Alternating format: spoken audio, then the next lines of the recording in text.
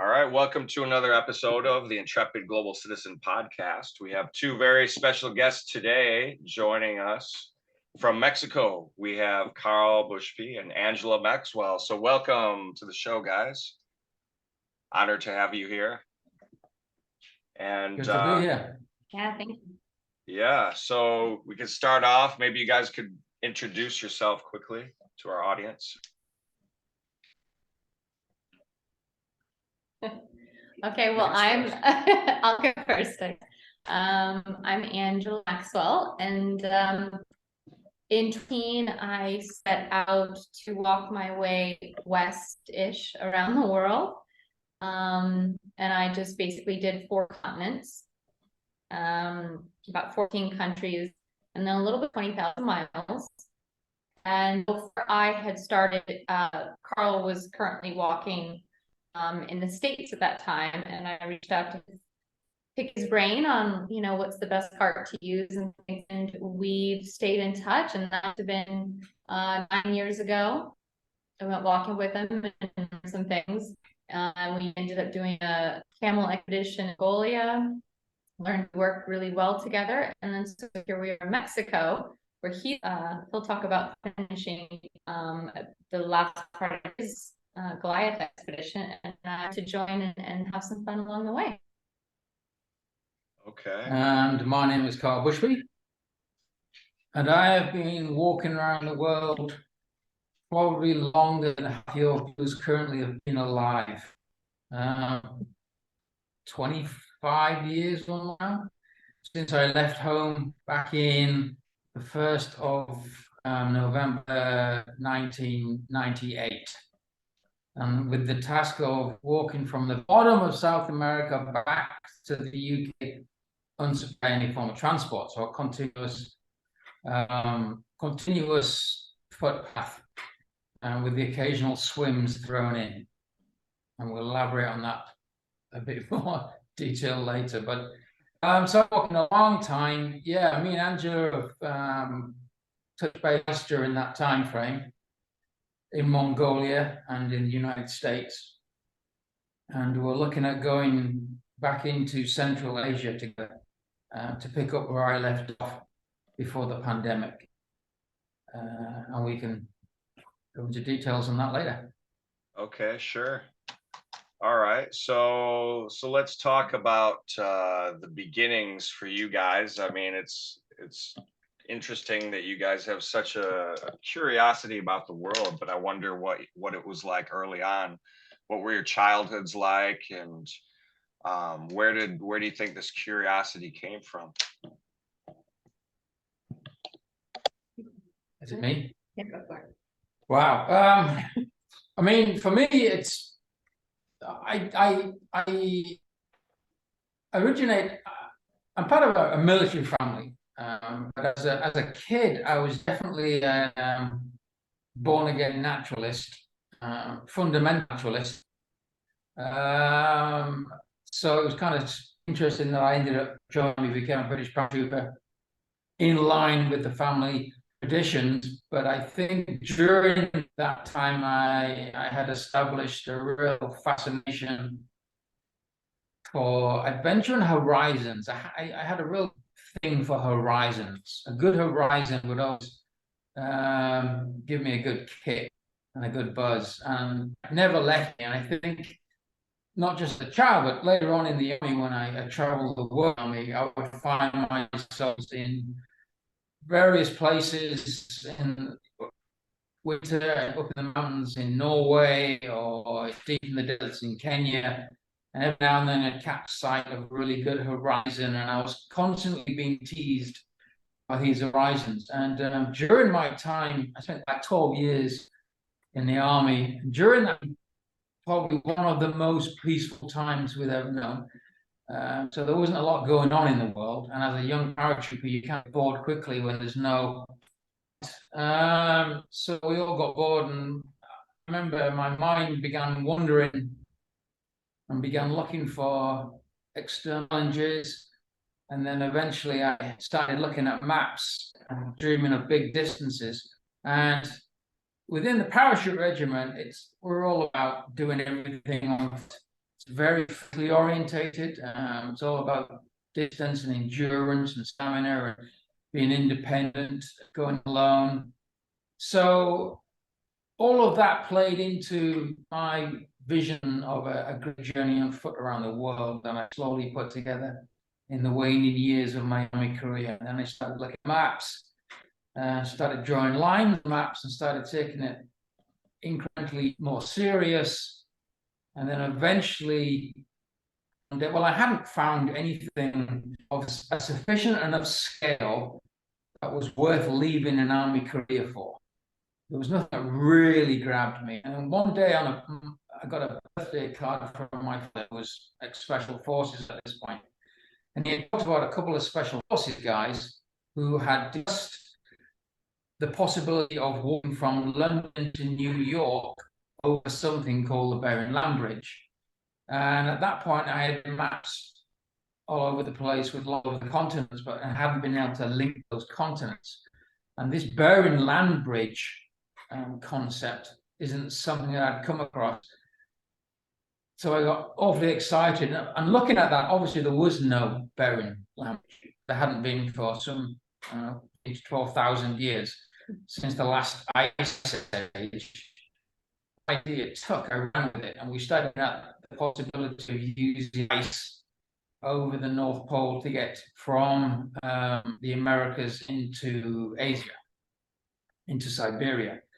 And at the time that I was planning that, or looking into it, investigating that option, it didn't look like anyone had ever managed to actually do it. So that's a bit of a concern. But there were still options I thought may have been possible if it meant going north of the Bering Strait, over the poles, down into Russia. So we just ran with it and then filled in the rest of the journey, which would be the Americas. We'll deal with that when we get there, and then Asia, Europe. So that's what we went.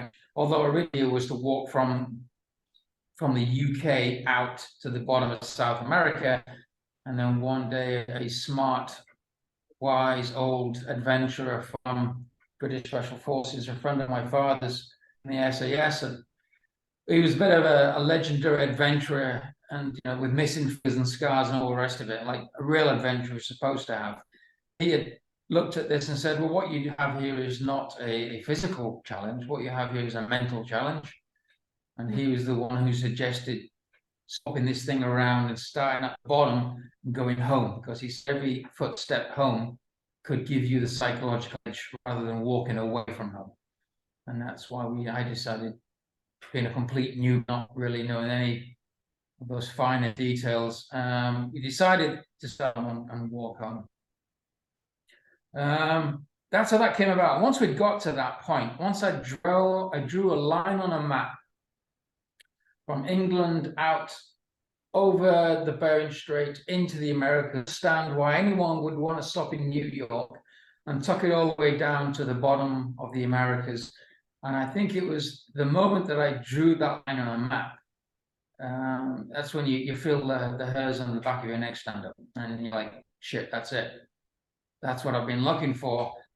And then we start digging into the details, and at best 12 years, roughly between 30 to 30,000 miles, depending on the route details. So it was a bit of an epic, and couldn't put it down at that point. Wow. Over to you. Yeah. All right. Yeah. So that's a big one to follow. You've got an epic story of the military and the training. Yeah. I will say this, Karl and I, as we're now on this expedition, which we'll talk about, but, kind of like how we're so opposites in many ways. And,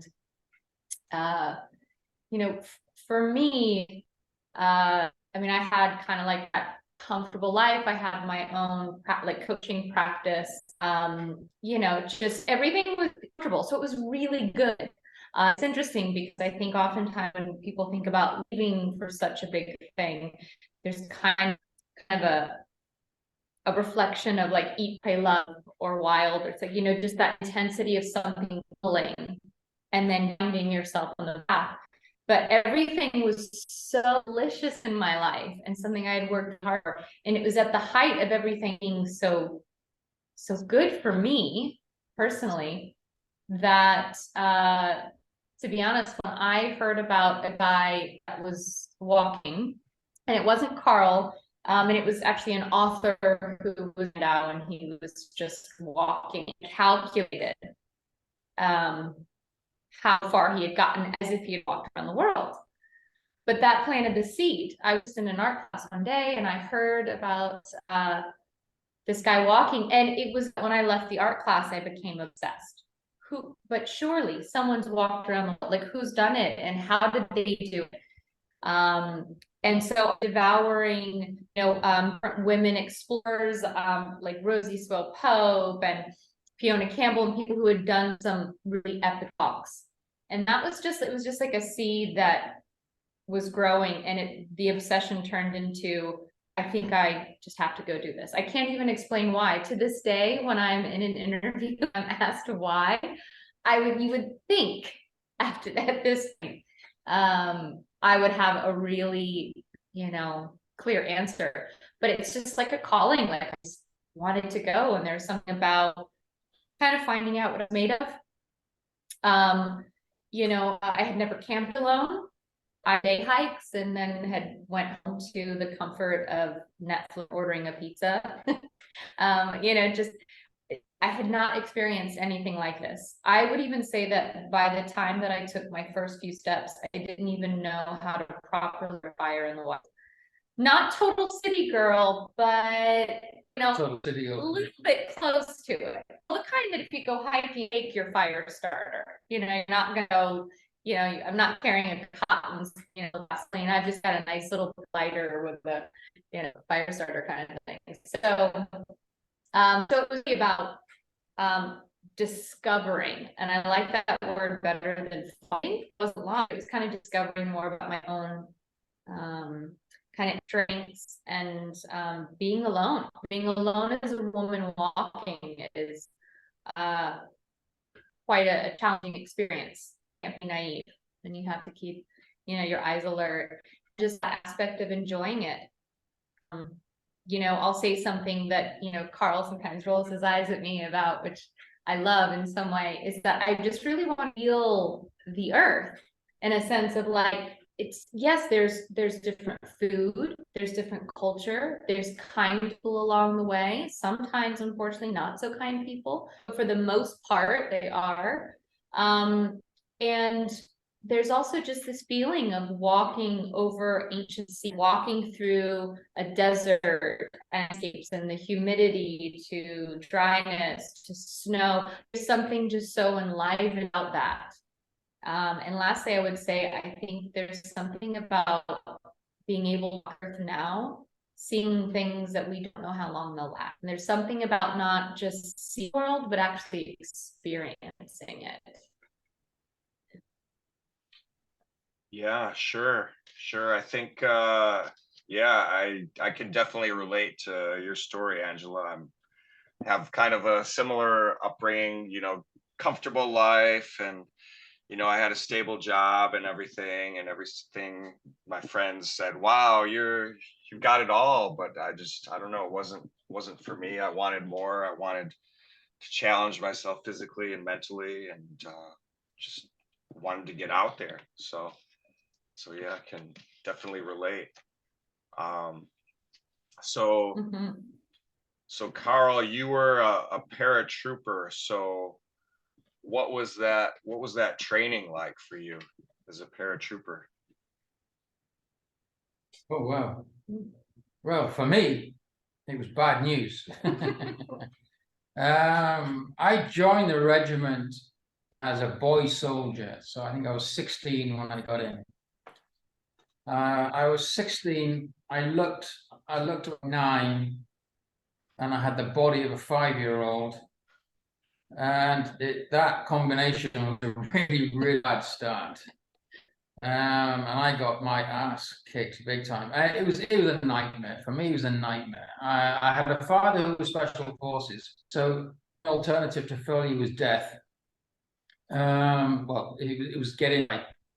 So I couldn't quit under any circumstances, and it was quite clear to everybody that I was never going to make it. And they just ran me to death every day, forever. You're supposed to survive basic training. It's 24 weeks in the parachute regiment, and it used to be, well, back in the 80s and 90s, it was brutal. It's the time away with punching, knocking him out. Now you can barely get shouting at them. So back then things were pretty rough.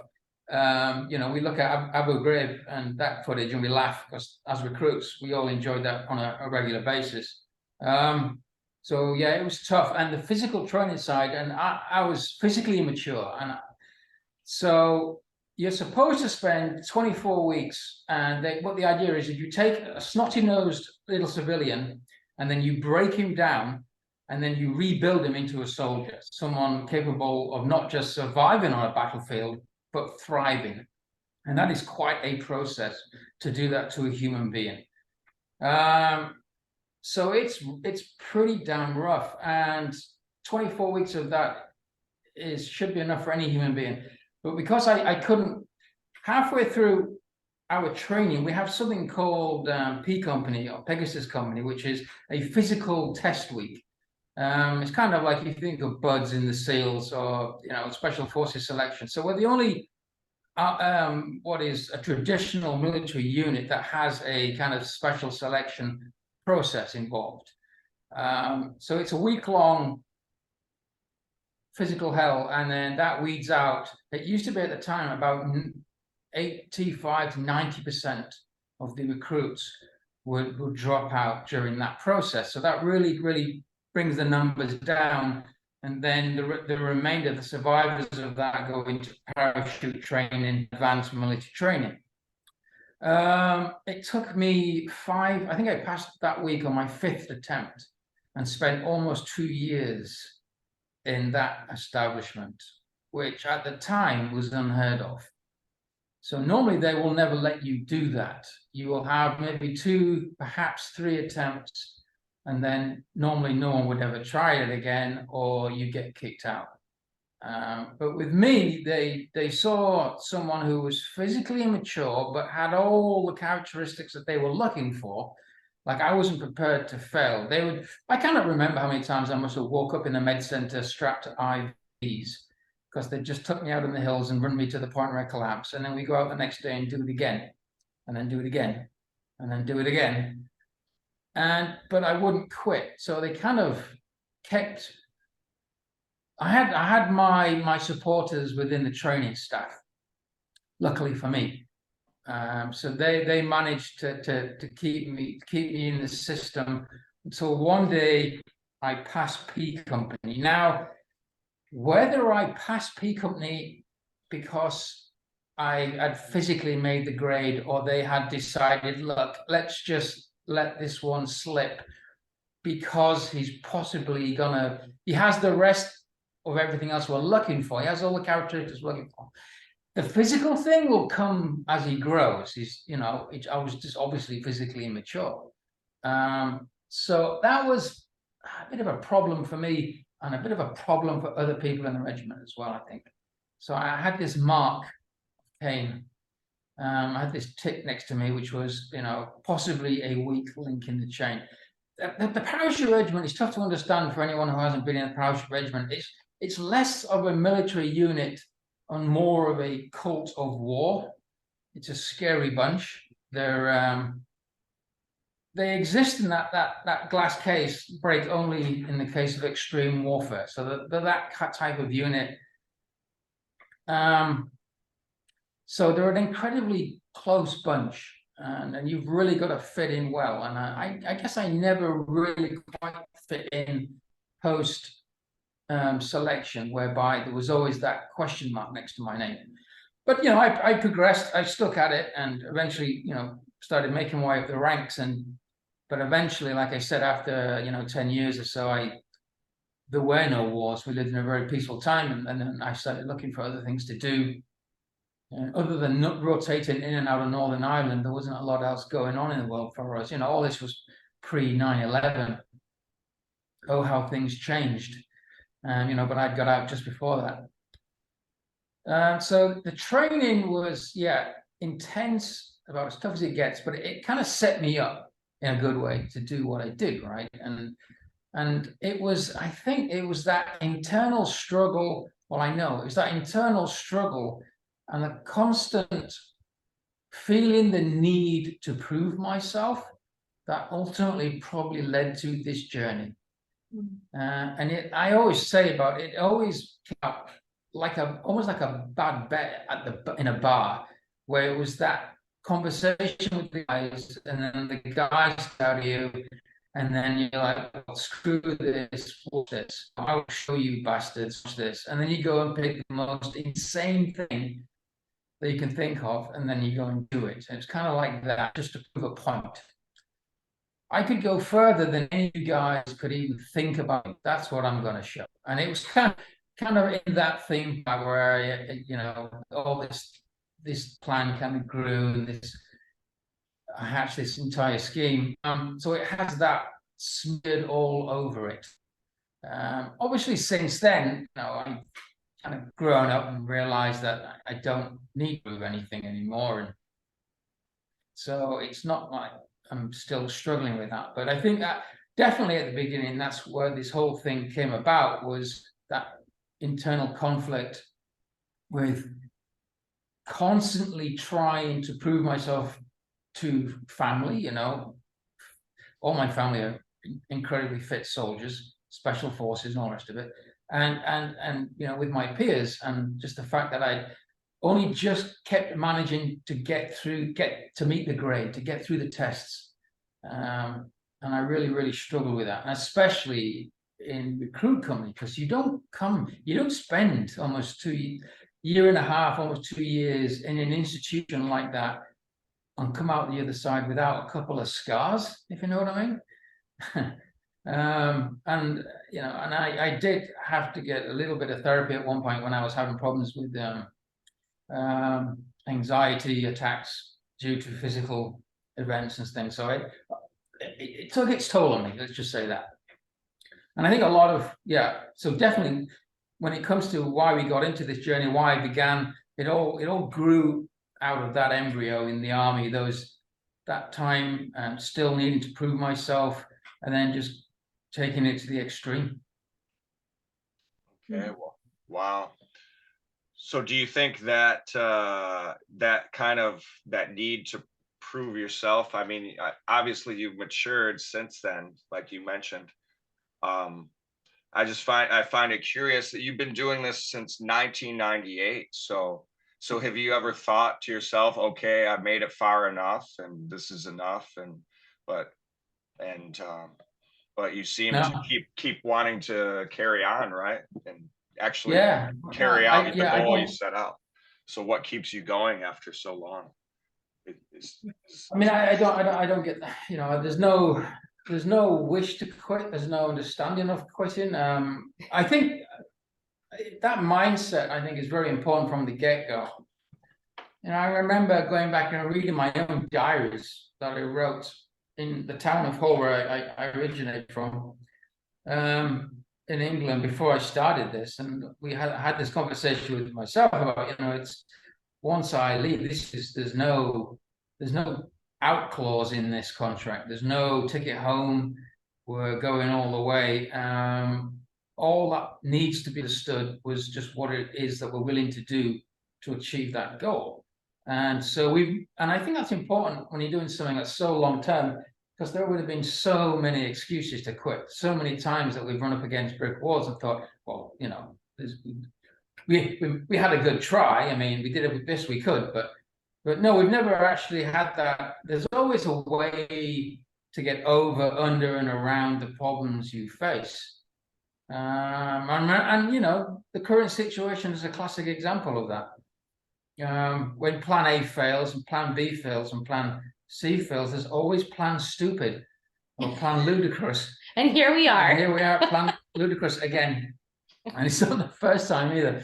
So, you know, once you get rid of all those ideas of we're going to try something, and really understand that you're going to do something, and commit, then you'll find ways around these obstacles. And so far that's worked pretty well. And there's absolutely no reason to want to quit. And I'm as determined as ever to see this thing through. And especially now, I mean, I'm just a few years from the UK, and I've been at this for over 20 years. I mean, quitting now would be suicidal. I would never live it down, right? I mean, quitting would probably be now my greatest fear above all other fears of fear. It's a whole bag of horrible fear. So, yeah, no, there's no way we're gonna stop. Sure. Yeah. And how about Angela? I mean, what kind of training did you do? Did you do any physical training before your walking trip, or? Well, I did. I'm laughing because this brings me back to having met Karl, because when I'm asked this question often, thing is I did. So walking is easy. I think someone once said to me, walking is the easy part. You know, this is a mental journey, right? And so when you're all alone and no one's around you, you're the only thing that you have. Your mind, your emotions, your own kind of inner motivation, things you've read, you've heard, what you believe about yourself that you're using as your own resources. So of course I thought, well, you know, I was aiming when I started for 15 miles a day. I thought that seems kind of doable. I'm just going to start that. And at the time I was walking from Bend to Portland in the state of Oregon in the US, get 2 weeks under my belt and experience what it would be like to get up to 15 miles a day. And then I was going over to do Australia, and I thought I'll be in a rhythm by then. So I thought I was still working. I still, you know, had a life to do. So I couldn't spend 6 hours every day building up, but I was aiming. I think I had gotten to around, I could do like 8 or 9 miles, like maximum. And I was still sore. And so when I was at the point of moving out of my apartment and gathering my own gear for the walk, someone sent me a link of this guy, Karl Bushby, who is currently walking the state for the second time. And he was in Colorado. He was very close. So that's when I reached out. I went and asked if I could join him, pick his brain a bit, and experience what it was like on the road. And so to answer your question about the training, I'll never forget that I was like, yeah, I'm building up the mileage, this and that. And Karl had said to me, stop training. Because he was like, you're going to lose all the comforts that you've ever had. Your ice cream, your pizza, just all those things. You're going to walk. You're going to adapt. You'll lose all the weight. You'll get into shape. It's going to be painful no matter what. So just enjoy. And I'm not kidding. I thoroughly listened to that advice. And I just enjoyed myself. I still walked a bit, but I wasn't aiming for a marathon. So there was some of the basics. Like I took a self-defense class. I made sure I could pitch my tent well. I did all the research I could do on some of the best, like the best stove to use, the best sleeping bag, things like that. I was, trying my best to prepare, but you can only prepare for so much. And then it's just getting out there and, experiencing it. Yeah. I'm sure there's nothing you can do to prepare yourself, in other words, right? You just have to get out there and do it. Yeah, if you're doing it long term, if you're going to be on the road for literally years, the road will take care of your fitness for you. You don't have to worry about it. You just got to start doing it. And then like 2 months down the road, you're well tuned. You'll develop a fitness level good enough to do what you need to do. And that's generally how it works. So after long stretches where we don't do anything, we don't start freaking out and running them down hills, doing marathons. We just keep the fitness ticking over to a basic extent. But when you get back on the road, you go through Hell Week, which is where the bottom of your feet literally fall off and all the skin. And then you will hurt like hell. And then you can barely get out of bed in the morning. Then like a week, then 2 later, you get back into it. Your feet skin grows back, toughens up, it's like leather, and you're good. No more blisters. So you just got to, every time you go to restart, you just go through this week of hell, and then you're good. And then yeah, and physically you'll always just get to the point after a month or two where you're good enough to bounce up and down those hills, carrying all the equipment that we have, and you'll be fine. Yeah, it's not like we're going training for a marathon. It's not like we're going on an event. This is we're talking like, you know, big chunks of life. Right. So it's a very different approach. Yeah. Except for now, which we haven't talked about yet, but what we're doing here now is training. So it's a little bit of an oxymoron in the sense that, you know, walking, you have hell week. I mean, even like Karl said, the first 2 weeks, you're going to get blisters and you learn, right? So like for example, I didn't have it when I first started, but now like I really like the socks that snug each toe. So like the 5-toed socks, because it reduces the friction where I get most of my blisters, but I'm still going to be sore. I still might get blisters, and then you kind of get used to it. But with what we're doing here now, because we have to, and because we're on Plan Crazy, now we're actually training, and you'll find as we talk about it, it's not even just the physical. It is part physical, but it is again just more the mental, and proving to ourselves that we can mentally do it more than anything. Yeah, and it's a process where we've got to figure out what we're going to do. So we're learning. It's a learning process, because all this is completely alien to what we do. We're land lovers. We're not salty sea dogs, and now suddenly we have to become salty sea dogs. So it's a whole different ballgame. It's a whole different set of muscles. It's a whole different mentality. It's a whole different set of equipment. So we've got to just keep our training process is to keep pushing this process to figure out where things break, what we need to adjust, and we're going through that now. You know, we're getting, you know, we don't have blisters on our feet anymore. We have them around our scrotum and backs of our knees, and all places where we haven't had them before because of our wetsuits are rubbing or something. So with all these problems, pieces of equipment that need adjusting and customizing to fit our approach in the water, all that stuff. That's what we're doing now. So, and yeah, it's interesting. Crikey. Wow. So you guys are training for the swim, I take it, in Mexico, yeah? So we're in the perfect place. We're in Mexico, where I am in a place called Malaki, is a small town on the Pacific coast. And I come back here a lot. It's our fallback position when stuff goes wrong on this journey. A lot of it has been dealing with Russia, visa bans. There was the financial crisis where I lost my sponsors and couldn't get back to Russia. And then there was this whole, and recently, now that I'm stuck on the border with Iran, whenever there's a problem, I fall back and I rejoin my sponsors in Los Angeles. So Malaki in Mexico is just one direct flight from Los Angeles, and it's a cheap place to put me, where I can survive with very little money while we figure out what we've got to figure out.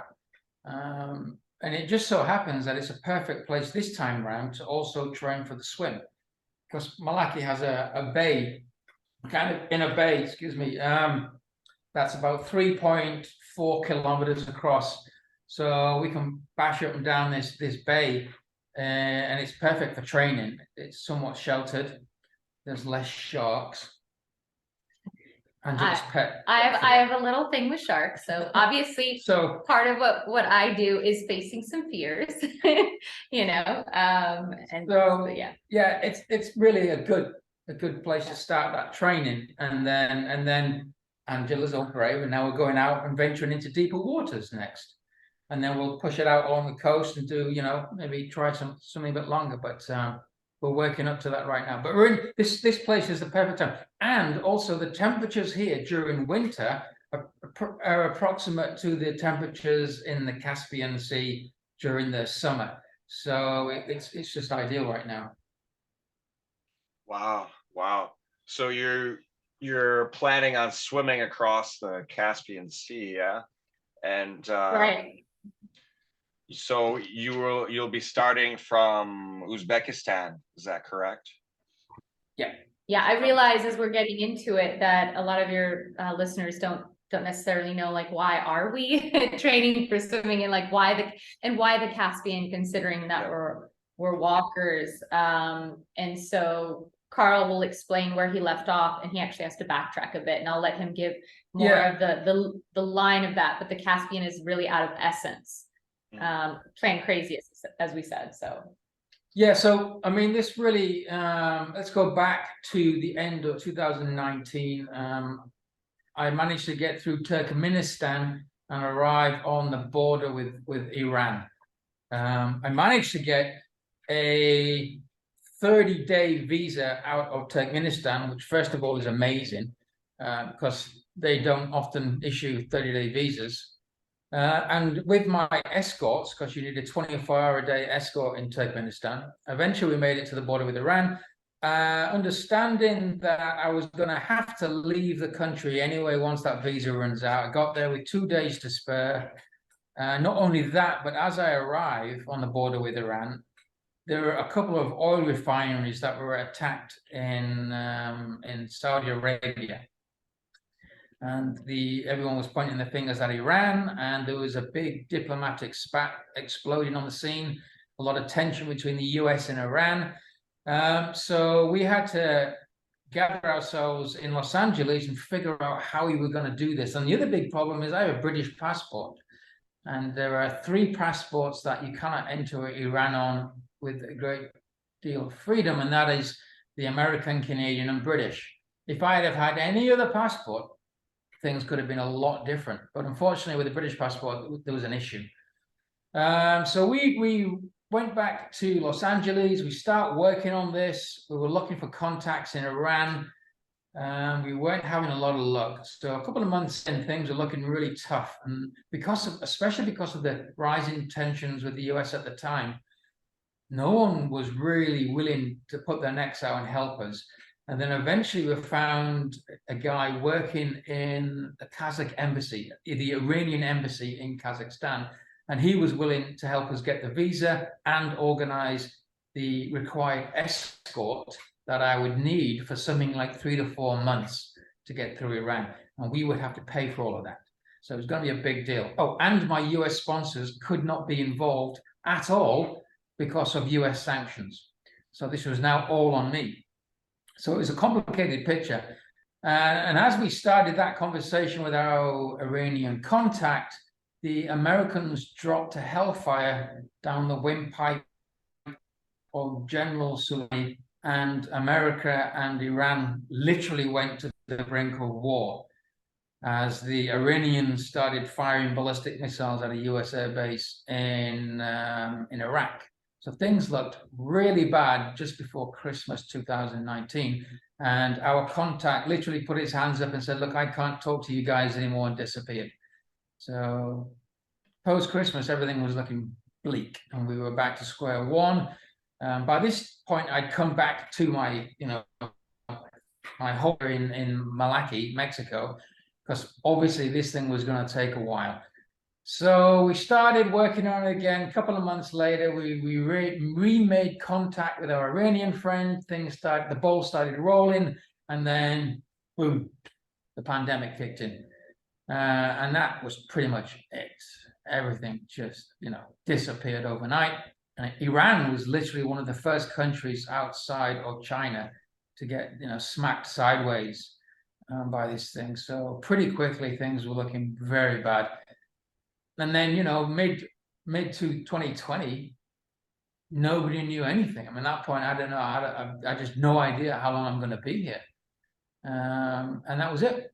We spent just a lot of time hunkered down here waiting, and then waiting for borders to open up. Turkmenistan never opened up, still hasn't. Kazakhstan was open, so we considered backtracking to Bukhara in Uzbekistan. Me and my sponsor discussed switching north to go around the top of the Caspian. The problem there was that meant going back into Russia. And I actually didn't think I could go back into Russia. Maybe another story, but if we go back further, then there's a whole saga with me and the Russians and crossing the Bering Strait and being put on trial, and big political hoo-ha, and a bit of a nightmare. And I managed to get away with it by the skin of my teeth and get through Russia. But by the time I'd left Russia, I didn't believe they'd ever let me back in again. I tried a visa bounce once to renew my visa in Kazakhstan into Kyrgyzstan, and they refused me. The only country that ever refused me. They refused me twice, and it turned out it was due to my history with Russia.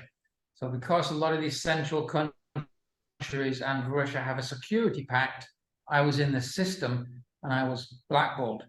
So I was pretty confident that I wasn't going to get back into Russia anyway. But we thought, we got nothing else to do. We're sitting in Russia, we're sitting in Mexico. We got to do something. This is 2021 now. Let's go north, get to the border with Russia, and then take it from there. As we were planning that, Kazakhstan closed down because of one of the versions of COVID. I think it was the Delta or the Omicron. I can't remember which. Probably the Omicron. So by the end of 2021, we're back to square one. We can't move. We're trapped now in all directions. And then Kazakhstan, they informed us that they were going to open again in January 2022. So we decided to plan on a 2022 departure. We waited for Kazakhstan to open their border.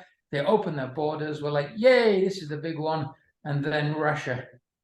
Then Russia decided to invade Ukraine, and everything was back to square one. We weren't going back into Russia. We weren't going to get back into Russia. We didn't want to go back into Russia. And I certainly wasn't going to get back into Russia to wander down through the Caucasus, through Chechnya, to cross the mountains into Georgia. That's all off the table. That's gone. And that really did feel like the geopolitical trap had just closed tight. I'm stuck on the wrong side of the Caspian, no escape. We've got to really figure something out here. And there was just this one gap. There was Kazakhstan, and then there's Azerbaijan, Georgia, and Turkey, right? That was the route. That was the only way out, with this water obstacle in the way called the Caspian Sea. Just a mere 259 kilometers of open water. And that's when we were forced to consider Plan Ludicrous, which was swimming the Caspian Sea as our only escape out of this geopolitical nightmare that we're in. And at that point, we were talking, and I said, we've got to do the stupid. Do you want to play? And she's like, yeah, that sounds just mad enough, apparently. Yeah, just as a little wedge of how I am related to any part of this story is that I finished my walk in December of 2020. And Karl and I had we hadn't seen each other since 2017 when we did Steps to the West in Mongolia with camels and some humans. And so we just always texted, how's your walk going? And I finished, and I had spent almost a good 2 years. Just, I got a job, I needed to make some money, I had finished. And we were talking about, me joining him. Where he left off is parts that I didn't walk on my world walk. And when I decided I wanted to join him was when we thought we could potentially, hopefully, get into Russia and walk around. And that in some of our conversations is then where it was just like, yeah, well, the Caspian's only yay big. What if we just swim across it? And we both laughed. We're like, yeah, no way. And then I think we let a few months roll by just to see what was going to happen with the Ukraine invasion. And I'll never forget, eventually he sends me a text that we hadn't talked in a few weeks, and he sent a text and he goes, so were you serious about wanting to swim the Caspian? And I think I responded pretty quickly with, why not? Let's give it a try. Wow. So how do you guys plan to do this? I mean, swimming 250 kilometers, and like how does that logistically work to do something like that? No, we have no idea. No idea whatsoever. we have some ideas, but nothing set into stone. All we can do is try to swim right now. That's right. Well, we're focused on the immediate stuff, this swimming thing, which is ridiculous. And then because we're not athletes, right? We're not athletes trying to do something that athletes do. And so we've got to figure out how we're going to do it as regards to, these superheroes. So we're trying to figure out the best way to do that. But the big problem here is going to be logistics, right? It's like we're going to need a boat.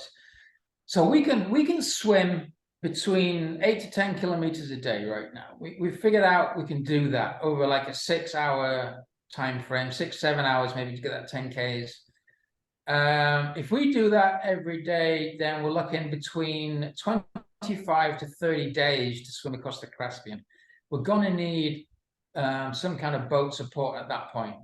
And that really, I think, is going to be the crux of it. Is can not just my sponsors afford this, but where do we find that boat? How do we crew it? What does it involve? What are the politics of exiting a country in this fashion and arriving on the shores of another country in that part of the world? In this case, Kazakhstan to Azerbaijan. So all of that stuff we're kind of inching forward on.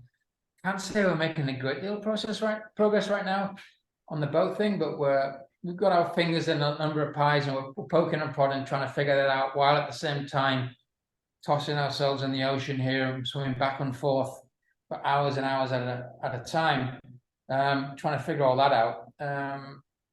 We've got a couple of months while we're static, and we can keep chipping away at this while we're in that part of the world. And the way this thing's probably going to resolve itself is we're probably going to have to get to a place called Aktau on the coast of the Kazakh side of the Caspian, walk into the yachting harbor and say, who wants to make some money, and then just deal with the first guy who puts his hand up.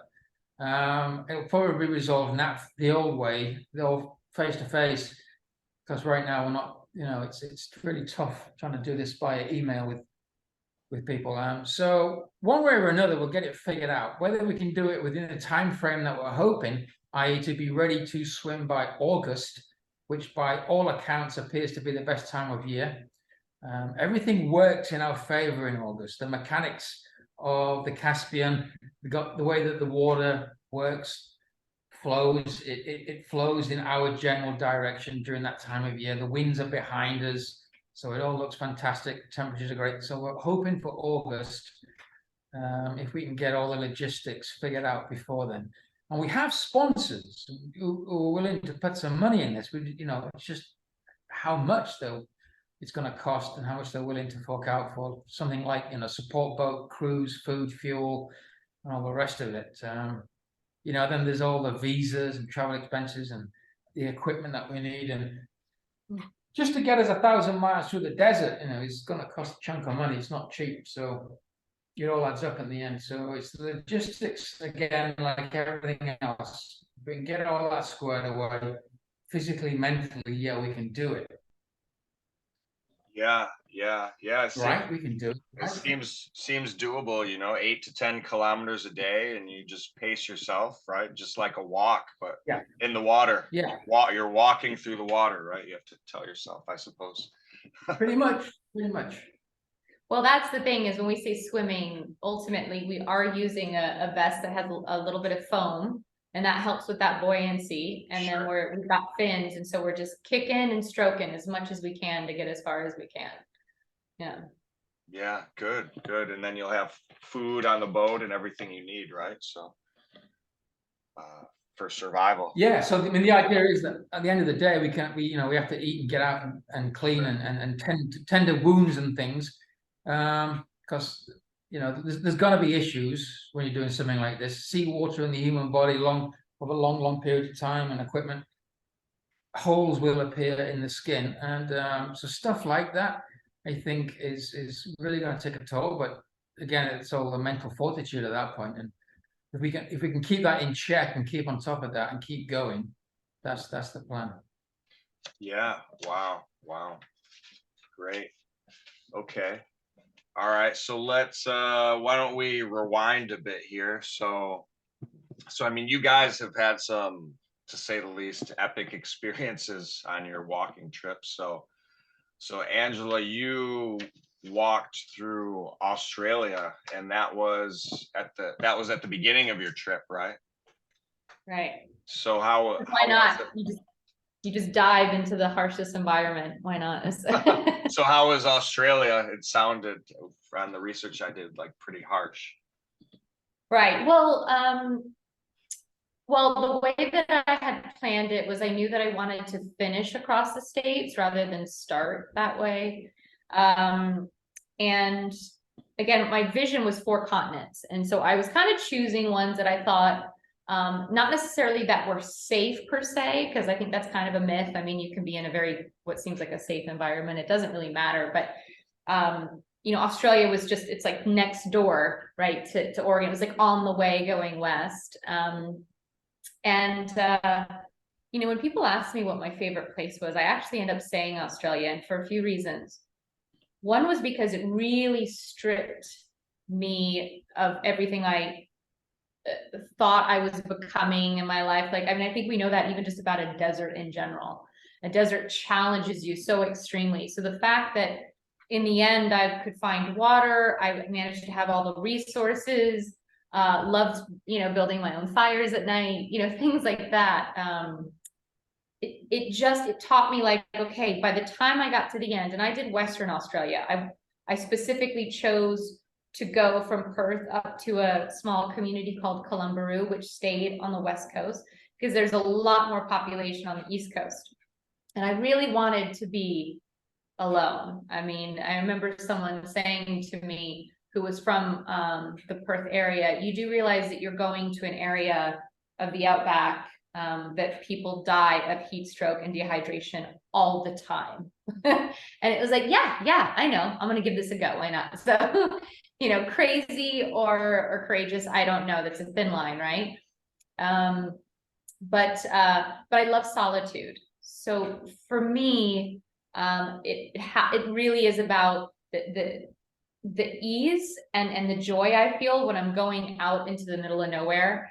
And then when I'm going into like a town, a village, or definitely a city, the anxiety builds, right? I mean, trying to navigate a cart through it, all the people, and it's when I most want to be invisible, is when I'm going, you know, into a crowd of people, and I have to get resources, and I have to go into a grocery store and all those things. So Australia was great, and it definitely taught me, look, at the end, if I could survive this, surely I can survive most of these other places, right? I mean, and I'm not saying, and I wasn't going around and digging under bushes. Unfortunately, I would absolutely die if I was ever on an episode of Survivor, but or like alone or something. I wish I could. I'd like to learn more of those skills, but you know, I knew what to do when I couldn't. I knew how to filter water. I mean, at one point I'm filtering water from right underneath where there's like a dried up river and a little pool of mud and a dead cow. Like, you know what, I can filter this, it's going to be fine. So for that reason, the solitude and really finding out what I was capable of made Australia just gold for me. Wow, nice. And you kind of hinted at the solitude a bit, but for both of you, I mean, when you're on these long walking journeys and you have days and days on your own, I mean, where does your mind go when you're walking for such long distances on your own? I mean, all over the place, I guess. You'll always focus on something, normally past experiences, things behind you, dwell on that for a lot. It depends what your interests are, you know. I mean, I generally don't have a problem being alone. I've always been a bit of a loner, to be honest. So for me, it's never the toughest part. I'm quite happy in my own headspace. There's a lot going on in there. Yeah, I think for me, you know, I often talk about with my walk, I was really interested in meeting the people, right? Like, I think there's a commonality between the three of us where, you know, even the kind of the bike journey you did, that we're really interested in the people who represent and really live their culture and their experiences. And, you know, it's so great. It feels so amazing when someone has invited you into their home, you know, and maybe they've cooked for you or whatever, and that you have a hot shower and all those things, and you're learning something from them as much as what maybe you're bringing, you know, when you share stories and things like that. But I I was always a loner as well. I agree with Carl about, for myself even, um, solitude. I'm so lucky that we have words like introvert and understanding what that means. I would think in some ways that being out on the walk, because in a way you are susceptible to whoever wants to come up to you, right? I mean, for the most part, Carl and I, we haven't actually walked together. I mean, we did the Mongolia expedition, but there were 6 other humans around and camels and things like that. So we haven't been in our own rhythm yet, what that's going to be like when we're walking. But I'm surprised that being on the walk didn't make me a little bit more in some way, maybe extroverted. I think it's made it even more intense for me, where I feel like I'm borderline hermit. Like I went from like introvert loner to now I constantly seek that solitude. And I know that one of the ways that it will work when Carl and I are walking is we try to avoid cities. We don't want to go into them only when we need resources, and you want to be in places that you can camp. And for like even what he said, the horizons, you want a beautiful open horizon that's for you. And so I feel like when we're navigating, it's direct, but it'll also probably be towards where can we have our own peace of mind.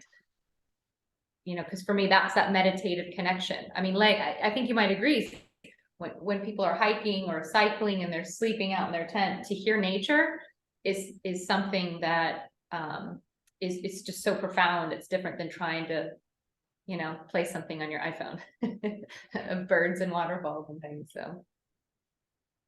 Yeah, definitely. Nice. Yeah. So how was it in South America where you started, Carl, on the start of your journey? I mean, I loved South America. I fell in love with various places in South America. I think mostly because South America it was the beginning. It was it's when adventure felt like adventure. So South America for me was the boy's adventure dream. You're young, you're fit, you got out of the army, you've started something you've been working on and dreaming of for years. You're finally on the road, you're alone, it's a whole different universe, and everything is new. Every experience. So it really was, I would say, I mean, some of the best days of my life, I mean, were down there in South America. And, I would end eventually falling in love in Colombia with someone before I left South America. So I had everything. And I think when you go to the emotional extremes in any given place, a piece of you will always remain there. And that definitely was the case in South America, and countries like Chile and definitely Colombia. They definitely fit into that category. So hell of a journey through South America. Loved it. Fell in love with the deserts, fell in love with the Atacama, fell in love with the woman in Colombia, fell in love with that part of the world. And yeah, it was sad. It was sad to leave Latin America when I did eventually. Okay, wow. And you mentioned Colombia quite a bit. So back this was you left in 1998, and it took you 2 years to get to Colombia, if I remember correctly. 2 years. Yeah, we reached Medellin, Colombia, which is really the last city on the South American continent. That was a 2-year trip to the day, oddly enough. And the timings were great. We split South America in half, year 1 and year 2. And I drew a line on the border with Chile, Peru.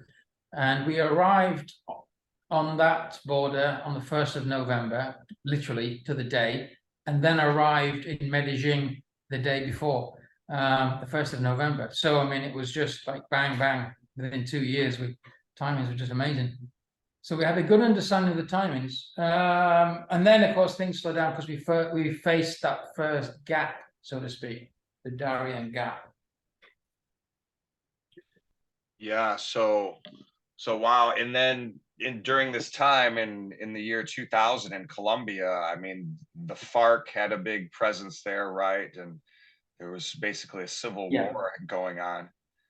And then you fall in love with a woman there too. So like what was it like? I mean, walking and during a civil war in that? Well, I mean, we haven't got time to really go into the details, but 101 stories from Colombia. But yeah, you know, I mean, I remember before I crossed the border, father sent me a professionally made will to sign because we had that much confidence. And we sent back home any equipment that I thought might be of value because we expected to get robbed at least once or twice. But kidnapping was a huge thing back then. Colombia was the kidnap center of the world. In southern Colombia, where we're about to cross that border, there was a group called ELN, a left-wing revolutionary group that literally made a living out of either, you know, extortion, drugs, and kidnapping. And there was just so many horror stories. So this blue-eyed, blonde-haired gringo walking down the road was just considered to be foolish, at least. And so they were pretty hairy days, I think, especially in the early days of Colombia. And it wasn't long before I ended up at gunpoint one night, but that was ended up in the army. So, but honestly, I mean, I got through Colombia. I like smoke drifting across the battlefield. I interacted with nothing, and it was amazing because there were things happening a day in front of me or a day behind. So, like you would often, I'd find myself stopping and staying with the Colombian army, with soldiers that were camping along the sides of the roads. I always felt a lot safer hanging out with them. And I could always get on with the soldiers really well because of my, you know, my background and everything. And then, you know, the next day I heard that that group got into a firefight and one of them was killed or something along those lines. And then there were roadblocks a day in front of me where FARC had stopped trucks and were looting trucks and setting them on fire. And, you know, the next day I'd be walking past lines of trucks all packed up and then eventually all the burned trucks. So, you know, but never actually got into trouble and managed to just get down that road without actually meeting any bad guys. So, I mean, it was fascinating all the way to Medellin. From Medellin, it was, you know, a slightly different story. I'd spent some time there planning the Darien Gap, which is a whole different ballgame. And that was basically trying to sneak through what was the front line of fighting, get through about 200 miles of swamp and jungle to get into Panama, what was called at the time by the British press as one of the most darkest places in the world, which had just a phenomenal body count. And so planned in a little more detail and took a little more thought. It was a hell of a journey. Wow. So 200 miles of swamp and jungle, and you know, people are warning you not to go, and it's, I mean, what's going through your head? I mean, did you have any doubt within yourself that, hey, I might not make it, or maybe you felt like this is my calling, and if I don't make it, it's my destiny? I mean, what was going through your head when you were setting out to do that? Stupidly confident. I think this is the, you know, upbringing in parachute regiment where you end up believing you're bulletproof, which is a great thing on the battlefield. So I mean, my father was ex-special forces, and because of our backgrounds, I think we were in our element. So this to us was a typical escape and evasion exercise. So we loved it. You know, we could get down into the nitty-gritties of like hiding stuff in your clothing, like you do when you're going behind enemy lines, and it was all about finding the best route through, disguising myself as a hobo and floating down rivers disguised as floating debris, and then cutting through the jungle, avoiding all tracks and people, and you know, it worked. We ended up in a couple of sticky situations at gunpoint a few times, but we managed to get around it, managed to avoid the worst of FARC, and managed to arrive at the British Embassy in Panama City. It cost me 18 days in jail on the Panamanian side. I was picked up coming out of the jungle there, and because they found this guy in a green uniform with a combat vest coming out of the jungle when the border was closed, because this is the height of the fighting really at this point.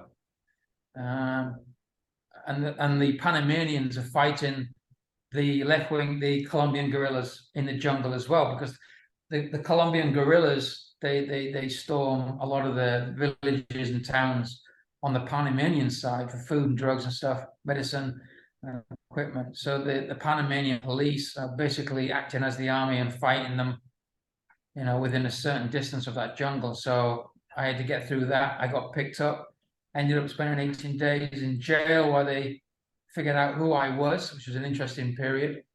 And then once they let me go, I pushed on and made it to Panama City. But getting through that jungle was really something. Couple of close shaves with FARC, but managed to get away with it. Wow. Yeah, I can't imagine. That was like, boy. Yeah, and that's one of the highlights. I think that jungle as well. When you're talking about isolation, it's pristine, and it's one of the only places I have ever been on the planet where there is literally no sign of human beings. Like no bottle caps, no fag butts. You never see anything. Once you get into the heart of that jungle, it is absolutely clean of humanity. And most of that has been because of the war. The indigenous population have been pushed out by the FARC guerrillas. So everything, the tracks and everything what used to be there are disappearing, are gone. And it's pretty amazing. It's like going back into a time before humanity, and it was just incredible. And it was tough. I mean, it was a brutal jungle. It's a secondary jungle. It's not a primary jungle like like you might imagine the Amazon, for example. It's just really, really bad bush. So it took me 10 days at one point to cover the ground that it would take me one day on a road. Wow. And that was just till dawn, trying to punch through that jungle with a machete, getting cut to ribbons and eaten alive. So that was, yeah, I'm glad I did that in my younger years. Don't think you can do that now. You don't want to go back there and give it a second Did try? you volunteer? Sorry, say again? I said you don't want to go back and give it a second try right now?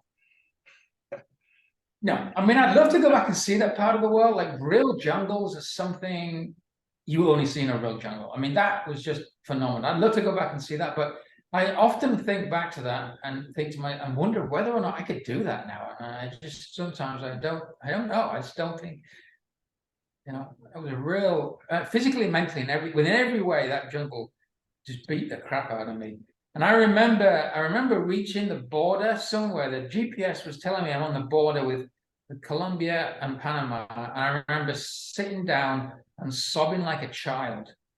I was so annihilated at that point. I had these really bad diarrheas and stomach infections, and just absolutely exhausted. That jungle just absolutely devastated me.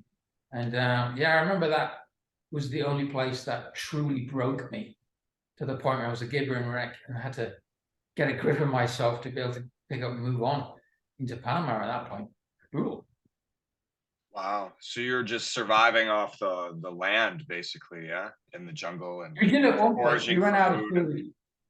Yeah, we ran out of food, and then so we were living off what we could find in the jungle. But luckily, it's a jungle. I mean, if you starve to death in the jungle, you pretty much deserve to starve to death. You're pretty freaking useless. I mean, everything is just about edible. And there's, coconuts and fruit and fish and stuff. There's these little streams I would come across occasionally, and they're teeming with life. And if you get in, the fish feed off your body. They'll pick the dead skin off you. Like these Japanese like foot massage things that they do with these little fish. Well, they're all in these rivers, and there's some big fish, catfish, and all kinds of stuff. And it wasn't long before I realized I could use an emergency fishing kit and pull out all kinds of stuff. And they kept me alive. They kept me going until you reach Panama, and then you start to find villages again, and you're good. Wow, it must have taken a long time to recover from that. I mean, exhaustion, and you were ill and mentally spent as well. Right. I mean, you're young. You bounce back pretty quick. By the time I got to, once you get back on the road on the Panamanian side and you're back in civilization, I mean, you know, you pick it up pretty quick. By the time I got to Panama City, yeah, you're tired, but I mean, no, I mean, and the amazing thing with reaching Panama City is like you don't really understand where you are and you don't experience it until you stop. And I distinctly remember getting to the hotel at the end of it all and lying down that night and then reliving it and then hearing it, smelling it, feeling it, and it all just came back. But while you're in it, you're so busy just trying to get out and survive, not get food or whatever it is, that you kind of tend to just not see it until afterwards. And then it all comes back in like just this flood of emotion where you're just like, holy shit, what did I just do? And you know, you really start to take it in, and it's, you know, and really appreciate what you've just been through. And it was pretty amazing. It was an amazing experience. Yeah. Wow, sounds incredible. So Angela, you were also in Asia. So after Australia, where was your next stop after Australia? Well, after Australia, the plan was to walk through Southeast Asia. So I flew into Da Nang in Vietnam. And then, you know, despite the fact that I despise humidity in tropics, I was giving it a good go. And I was actually on the High Van Pass and I knew the night that it happened because in my tent, you know, if you're, granted, at least this is my experience, if you're in a good tent and even if you've got midgies around or no-see-ums or mosquitoes, you plan to just get in that tent as quick as possible, right, and zip up, you know, to just try and protect you when you can. But I had a woman at the top of the High Van Pass that had invited me in. We didn't speak the same language, but you know, I feel like language can be a barrier. I mean, as long as you're willing to do like a bit of charades and acting out, you can get on just fine, right? So she offered for me to sleep in her little kind of wooden cafe thing. And I was just eaten alive by mosquitoes. And 10 days later, I started getting pretty sick and I didn't know what it was. And then just kind of some due diligence realized that I was getting dengue fever. I went to the local little clinic there and they said, yeah, you know, sounds like it's dengue. Obviously nothing we can do. Literally was like, just go get some Gatorade at the store and rest. And so I luckily had a friend of a friend up in Hanoi. And so I went to Hanoi and she said, you can rest and recover here. And it was about a month of just laying in the dark with excruciating headache, consistently felt like my bones were just being like rubbed and broken. It was quite intense. It was really in that moment that I felt like I hit my first failure, like my first self-imposed sense of failure, because what was happening was I was miserable. I not only did I realize, okay, I'm going to recover, I don't even want to be here. Like I had said, I mean, how many times do you feel that you're like, I don't want to be in this part of the journey, right? But what had happened was I had a map and I just drew a marker and it was like, okay, if I'm going to do 4 continents, you don't realize when you actually look at a continent in itself, the vast differences between the North and the South and the East and the West. And so it just seemed, I think without any real kind of research or anything, I just opted to do Southeast Asia because so many people cycled through there. There were so many travel stories. It seemed easy for travelers. So I just thought, why not? I had never even comprehended anything up north. I never even thought about any part of the stands, you know? And it was really in that bed that I remember thinking, I need more solitude. Like it was, talk about a culture shock, was to go from the Kimberley, this gorgeous area up north in the outback of Australia, flying into Da Nang, and within the first day of walking, I remember kids had stolen the pegs out of my tent, so it collapsed at night. It was so hard to find camping. It was so mountainous. It was so hot and humid. I couldn't keep my glasses on because I use them for distance. They just kept rolling down. It was, you know, not working. And anyway, it was at this point that I realized this is my story. This is my experience. I get to choose. Why don't I go somewhere I actually want to be?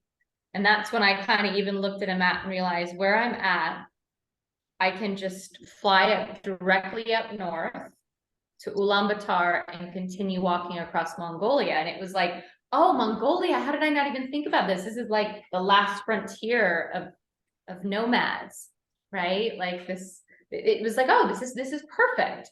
And I had felt like I had failed because I had told everyone, this is my route. You give a presentation, you tell friends and family. I mean, if you're on social media, maybe you say something, but at this point it's like, oh, but I changed my mind. You know, how soft of me to change my mind. And this would be an ongoing theme for me in my walk. Because of course I set out to have, in a sense, an unbroken path. I don't give up when things are difficult, but it was I believe was one of the best decisions made, because walking through Mongolia was definitely the most challenging experience I ever had in my life. And then got to, you know, carry on, and I got to do other parts like Georgia and Turkey going into Europe. And I really realized that I needed to let the walk take me where it wanted to go.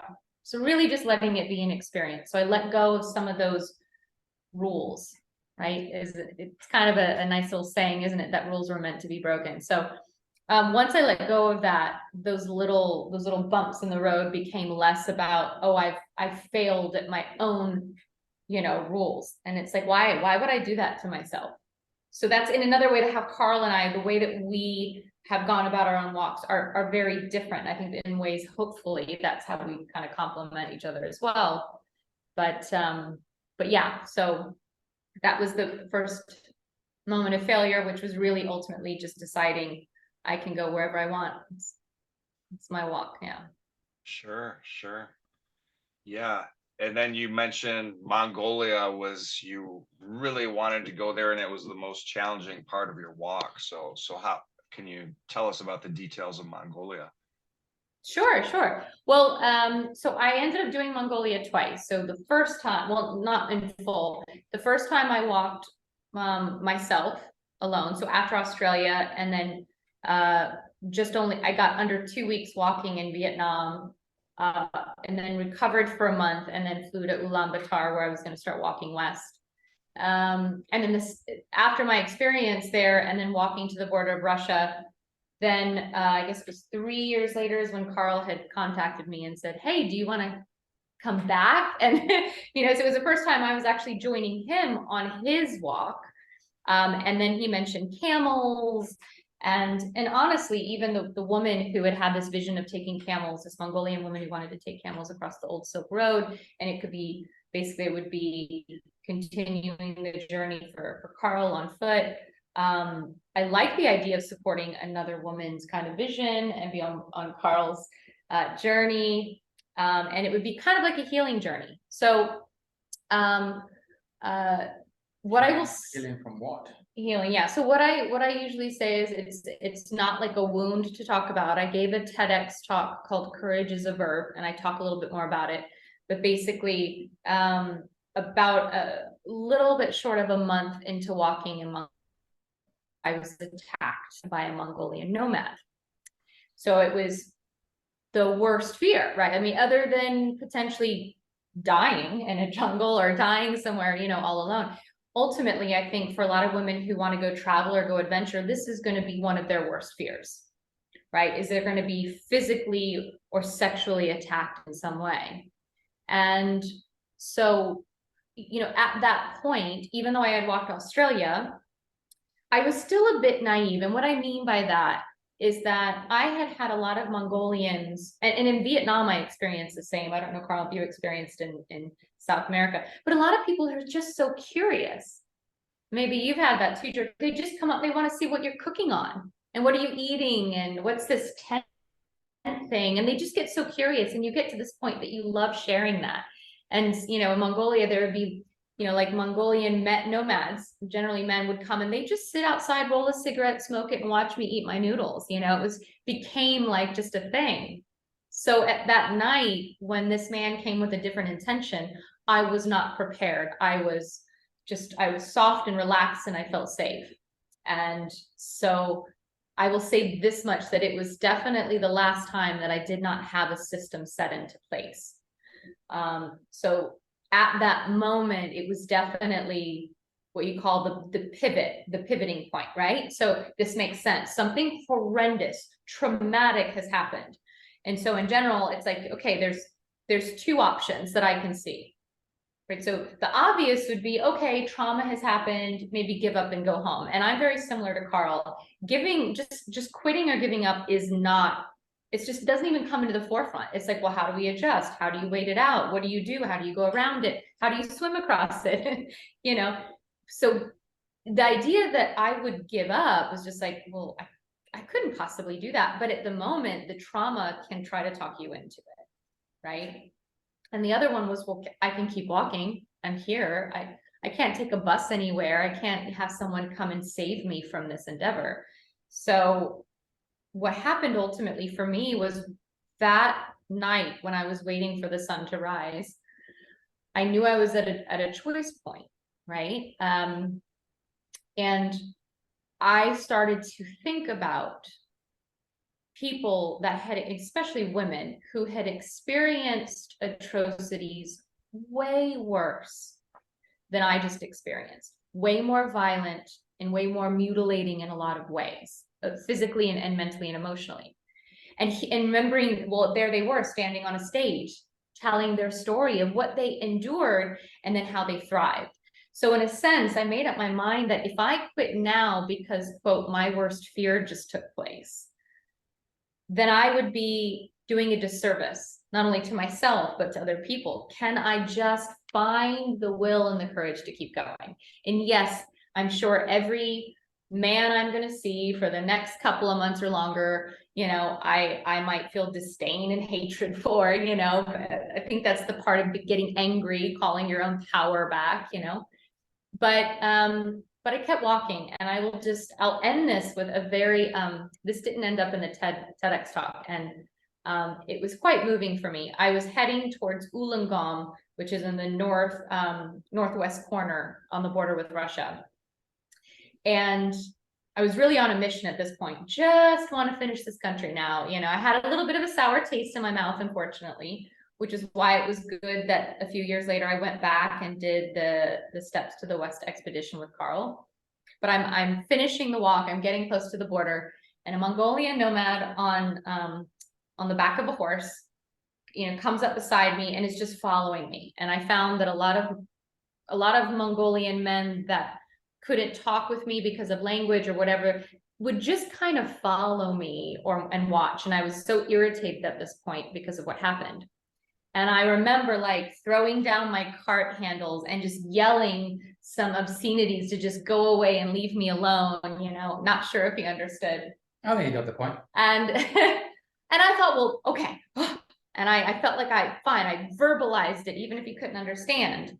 And I remember seeing his face looked a little bit stunned, and I kept walking, and he kind of stayed behind me. And eventually he rode up in front of me, looked at me, and all he did was pump up his arm like a tough bicep, and he points at me and he points at his bicep like, strong, you, and he rides off. And I just wept like a baby because here I was, like, he was going to take all my rage and all my like just anger at what had happened, and in the end was just more maybe in some way like impressed, like, you know what, you're a tough bitch, maybe. At least that's how I took it. Whatever he meant, that's just how I took it, and that's what I needed to perceive to keep going.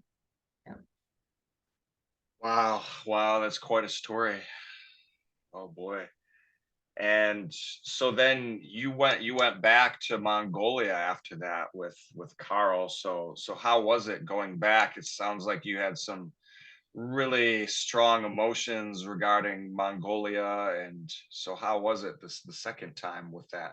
Right. Well, let's see if I can answer that without opening a whole can of worms. I mean, I basically, I was at the time, I was in South, I think I was in South England, probably actually near where Karl was born, but I was in South England. I was walking my way from Scotland down to the southern tip of England at the time.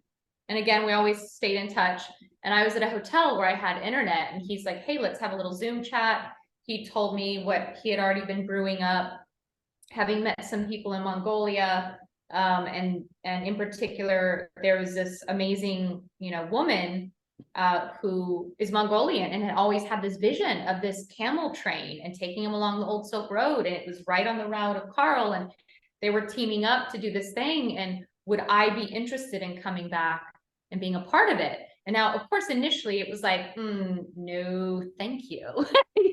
Like I've already walked it. I've got a lot more of the world to walk. I'm not so sure, but I think I thought about it for like 2-3 days maybe, and just really thought about, I liked that there was a woman, a Mongolian native who had this dream and I could go support it. 2, I remembered having walked with Karl before I started my world walk. We were only together for about 5 days, and I learned, how to walk and things about gear and whatnot. And it seemed like we got on pretty well, that we would be good as a team, and to help pull other people on the team. And I wanted to work with camels. So I talked myself into it, and I left my walk. I had done, I finished England and then went to join. And we had a gloriously intense about 6 months or so, pulling a team of 7 humans, 10 camels, trying to get them trained. And I would say, at least in answering your question, how was it? It was healing in many ways. And I will say this on a more personal note. I remember when we left Ulaanbaatar, we walked the same route that I had walked before we kind of veered off in a different direction.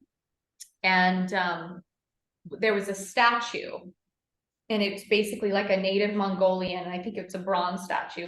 And a lot of the Buddhist Mongolians will come and put their the kind of blue, that royal blue Buddhist scarf around. And I remember before the attack in Mongolia, I had walked past that statue and I didn't know what it was about. And I stopped, and I think I was dancing, and people offered fruit and all these different things. And I think I put a stone on it. It was interesting because I hadn't thought much about that until when we were walking the second time. And we have the camels and we have these people, so we needed to keep going. But I stopped, and I remember I lagged behind, and I just sat by the statue and kind of wept a little bit, like, I remember who you were, Angela, at the time you stopped here. I remember what you were feeling, and you were so excited about Mongolia and had all these, ideas. And then this thing happened, which also shaped who you were. And so I felt very grateful to be a part of it, because to be at that particular point was what I needed to remember when I walked, and what I experienced and what I felt. And being part of a team was also the benefit that was happening. And in a sense, that's what Karl and I are here doing now. Because not only are we this team with our own walks coming together for his Goliath expedition, but we're also inviting people to come walk if anyone's crazy enough to. There might be other team members. There's something, we've walked alone for so long on our own that this is now almost like an opening doorway of, people who've ever said, I wish I could come walk, or, oh, that sounds like a fun. And it's like, well, you should give it a try. You should see what it's like, but you have to let us film you, especially when you're aching and can't stand up the next day. All right, so that's a good call to our listeners. If anybody's listening and wants to join them, they are accepting companions at this point, right? So yeah, anyone willing to walk through some interesting terrain, and yeah, more than welcome to come join us. Great. And you also mentioned that you, after that like horrendous like attack that happened, you put in some systems to prevent that from happening. So for our female listeners that might be thinking about going on a walk themselves, I mean, what kind of systems would you recommend, or what should they do? Well, Well, so that just so that since I am now going back on the road, I don't want to probably divulge too much of my tricks. However, I will say I've tried different things along the way. And for example, I will say I've learned that if you've never hit someone, like you've never smacked or punched, and I'm not talking even like, even if you do like, you know, boxing or anything, if you haven't been physical, it will be challenging even in the moment, no matter how scared you are, especially if you're a freezer. And so I do find it to be very true that the easiest thing to use as a weapon for me are two things, which is pepper spray, and bear spray is better than pepper spray because bear spray is further, it's more aggressive. So for example, I have bear spray with me that I'll use on the walk because you don't have to get as close. And so it's easier to just push a button, and maybe some women are used to like mousse or hairspray, and you know, I mean that because I do that myself. Like, so I feel more comfortable pushing a button than I do thinking I'm going to stab someone with a knife, right? And the other one that that makes me feel really helpful with is a hammer, because I carry a small hammer to use with my pegs because my tent is not stand alone, so I have to be able to peg it into the ground. And so sometimes you're in an environment that you don't have a big stone. And so I always carry this hammer, and the hammer also is another way to feel confident. And then lastly, I would say is I learned this trick from someone actually doing it almost like a gag, like a trick on me, which was twisty tying, like the little little twisty ties that you can get, little pieces of wire. Or you can use like a small bungee, and tying your zippers from the inside of your tent. And what that ultimately does is it gives enough time to wake up to someone trying to get in your tent without them getting in. It gives you time to react. It gives you time to decide, am I going to sit in the tent and wait it out, or am I going to use a knife and, you know, slit my tent open and run? That's the other thing that I'd be actually curious. I don't know Karl's perspective on these things, but that's one of the things that's helped me is having a system in place. So for example, the twisty tying, or in some way from the inside is the zipper, right? And then I lay out my tools at night, right? Like my pepper spray and a light and all that. And I do it in the manner of what I want to use. But the other thing I never really contemplated, or it took me a while, was even though you're in a tent, you're not trapped, right? It's a piece of fabric. I mean, anyone could easily cut through it. So do that if you ever need to escape. So in my mind, my last resort is if someone is trying to get that zipper up that's twisty tied, and they're aggressively, and if someone wants to get in, they're going to get in. But at least that really yanking and pulling that they're doing, that's probably going to irritate them. It gives enough time for me to get my knife, slide the side of it open, and just roll out and run. So it's just something in thinking of, like, you're not trapped in a tent. You're not helpless because it's fabric. You can cut it and you can run as well. Yeah, I hope that helps in some way. Yeah, sure.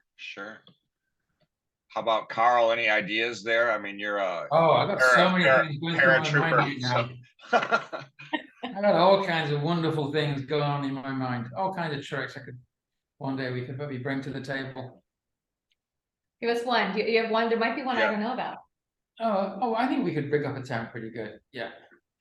And it's interesting. I mean, I think a flare gun would be a really good one as well.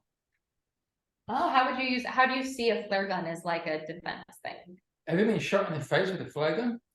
No, No, thank goodness. you don't want to be. No, I think a flare gun's a good one because a flare gun you can carry. It's not like it's a gun, and there's various types of flares that you could probably easily carry and keep on you when you're in a country. I think that's an option. I think there are other options as well, but that's not bad. So like you're saying, if someone's coming at you, you could just take the flare gun right in their face. Smoke devices, fireworks. I mean, stuff when it's in your face and you're trying to get away. If you need to break contact and get out of there are ways of doing it. A dog is a good one. A dog, that would be my technique. He's not a big dog lover, I don't think, though. I don't work with dogs, but I mean, a lot of people have dogs for that very reason. You know, if you're a single woman, I mean, a dog's a really good option. But you know, short of the dog, yeah, I think there's a lot of things. Some of them you've already touched upon, but I think there's some other things as well that you could bring to the table. Yeah, But yeah. let's keep this family oriented. Right, right. Sure, sure. All right, so yeah, we could go back to the walking. So Karl, after being in Central America, South America for so long, I mean, you entered North America. That must have been quite a jarring experience. I mean, what were the contrasts like? Yeah, there really was a contrast. So 4 years in Latin America, and then the moment you step across the border, it all changes, and then suddenly, and I think also this was just like a year or two after the after 9/11 as well, in fact a year after 9/11 something. So things were really tense for someone who is dressed differently from pulling a large box on wheels. But as soon as I crossed into America, I started getting myself into all kinds of trouble. The police were on me almost immediately. The police were pulling me off freeways because you can't walk on the freeway. If I sat down in a city, it would take 5 minutes, and the police were on me. At night, they were moving me on in my tent. I couldn't go to a gas station and just fill up my fuel bottle like it had been for the last 4 years. There were rules, there were regulations everywhere, and at the same time, there is a burger bar or a collection of burger bars, fast food restaurants on every road junction you will ever come across, and it was insane. Like, you see a picture of me on the Mexican side of the US border, and I could fit between the slats of a fence. I'm so thin. And then literally after, you know, a couple of months in North America, I started putting weight on for the first time in my life. And the good thing was that I actually had money, because as I stepped across into North America, I also first started getting attention from companies and the media who had pretty much just ignored me, had been watching for some time. And as I got to the border, suddenly people started contacting us and saying, hey, we'd like to sponsor you and throw in some money to run your website. And then the BBC got involved and wanted to send people out to talk to me. And we ended up actually, for the first time, with some money that we could live in North America, which is interesting. So I had access to food on a scale I'd never had before. And it was like, when I remember stepping into a gas station in the United States was like stepping into a supermarket. Because at the time in Mexico, that thing really was not common. You didn't see those. Like right now, they have these gas stations that are very similar to the US, where, you know, it's just a vast amount of food and groceries and God knows what else. But at the time, that wasn't the case in Mexico. So stepping to the US and the ridiculousness of flavored coffees. And I remember walking into something like a Starbucks, I had no idea really what they were, and just asking for a coffee and having the staff look at me confused. And what do you mean by coffee? Which kind of coffee? I mean, it was just like the amount of choice that was suddenly available that hadn't been for years, I think was pretty amazing, because you just don't see that kind of thing on the side of the road in Mexico or in you know, Latin America back then in the 90s into the early 2000s. Yeah, it was a big difference everywhere. Everything with the police, so many rules, things you couldn't do, and then just food everywhere and death by choice. So things really changed instantly as soon as you step across that border. Yeah. Wow. And what would the police say to you? I mean, you said they would stop you, you know, just for pushing your cart along the road. And I mean, what kind of Yeah. things? I mean, simple things. I mean, if you live in North America, you know you can't walk on a freeway. Well, you can sometimes. Some of the police would turn a blind eye until you got close to a population center, and then they'd kick you off. But and the police are pretty good with me, to be honest. I had no real problems, but the moving you at night was kind of annoying. Middle of the night, and get, you know, coppers would approach the tent, and I just pitch a tent anywhere. You know, that never happened in South Central America. So it's just different. Yeah, the rules apply. In Latin America, you can get away with a pocket full of rice and a bit of an attitude, and you'll just get along fine. In North America, no. Yeah, very interesting take on it. Yeah. And how about Angela? I mean, how was it for you to walk across the United States in your home country, and how did that change your perspectives about your home country? Right. Well, it's interesting because even though it's my comfort, you know, like Starbucks and having all the coffee choices, things like that, my experience was almost identical to Karl's, in the sense that, look, out of all the countries that I had walked, there was only one time that I was ever moved from my camping before I got to the States. It's only one time, and I'll never forget, because it was at a village called Riza, spelled like rise, like the sun rises, Riza. And you know, because I want to find camping a little bit before the sun goes down, have time to eat and do like things like that, because I don't use a light at night, right? Because then you glowing orb. I want to stay as invisible as possible, especially being a woman alone. But I remember the cops coming. Someone had seen me. They came to move me, and what I understood from their languaging was, you have to move, and not even for legalities, but we worry for your safety. It was like at the time, this was actually when, you know, there were insurgents moving up through Turkey. So at the time, it was like ISIS was supposedly moving up through southern Turkey and spreading out, and which is one of the reasons I decided at the time, well, I'll stay along the Black Sea, and it's pretty direct. It's actually the quickest route. But they were like, no, you have to move. And they were telling me I had to walk 10 miles or something outside of town. It's like, this is just impossible. And, you know, there's only one big main road. It's like, you've got the ocean, and they've even built the road out on above the ocean and mountains. And so finding camping actually became really challenging, trying to stay along the Black Sea route. But that was the only time I was moved, and it was pretty devastating. I mean, you're comfortable, you've got your pajamas, you eat your pots and pans are out, you know. You're like, you take so much work to pitch the tent after walking for 20 miles or so. But then I get to the States, and I feel my heart breaks a little bit that I don't like to generalize, but if I did, if they were like, what was a place you didn't enjoy? It was coming back home across the States. I was also harassed by the police. I was literally treated, I mean, I even had a sign. Karl doesn't normally walk with sign. I had a sign because I was raising money for a nonprofit at the time. I was giving 100% of proceeds to build a shelter for girls, to basically to this organization, Her Future Coalition, was helping together. We were trying to raise money so that it would be a new place that children and girls that are taken off the streets from human trafficking and sex trafficking could go. So I thought, okay, I have to have this sign. So even with, here's my website. Yes, I'm dirty, I'm camping, smelly, all those natural things you get when you're on an adventure, walking, cycling, all of that.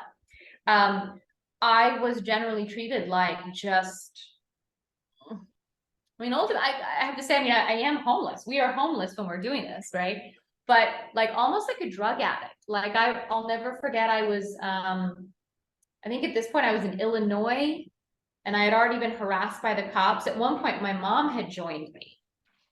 And I'll never forget how different it was having a 72-year-old woman.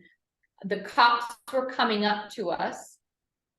And you really can't, you know this, you can't pitch your tent just anywhere, I know. But also you have certain respect. You don't jump over fences. You're not going to open someone's backyard. I mean, no one's going to come out of their house and we're just squatted on their front yard in their garden. You know, you try to find the most remote, unfenced, unkempt area to leave as little footprint as possible, right? And the cops are coming towards, and I come out of the tent, I hear them coming, and they're aggressively yelling because they don't know who's going to come out of the tent.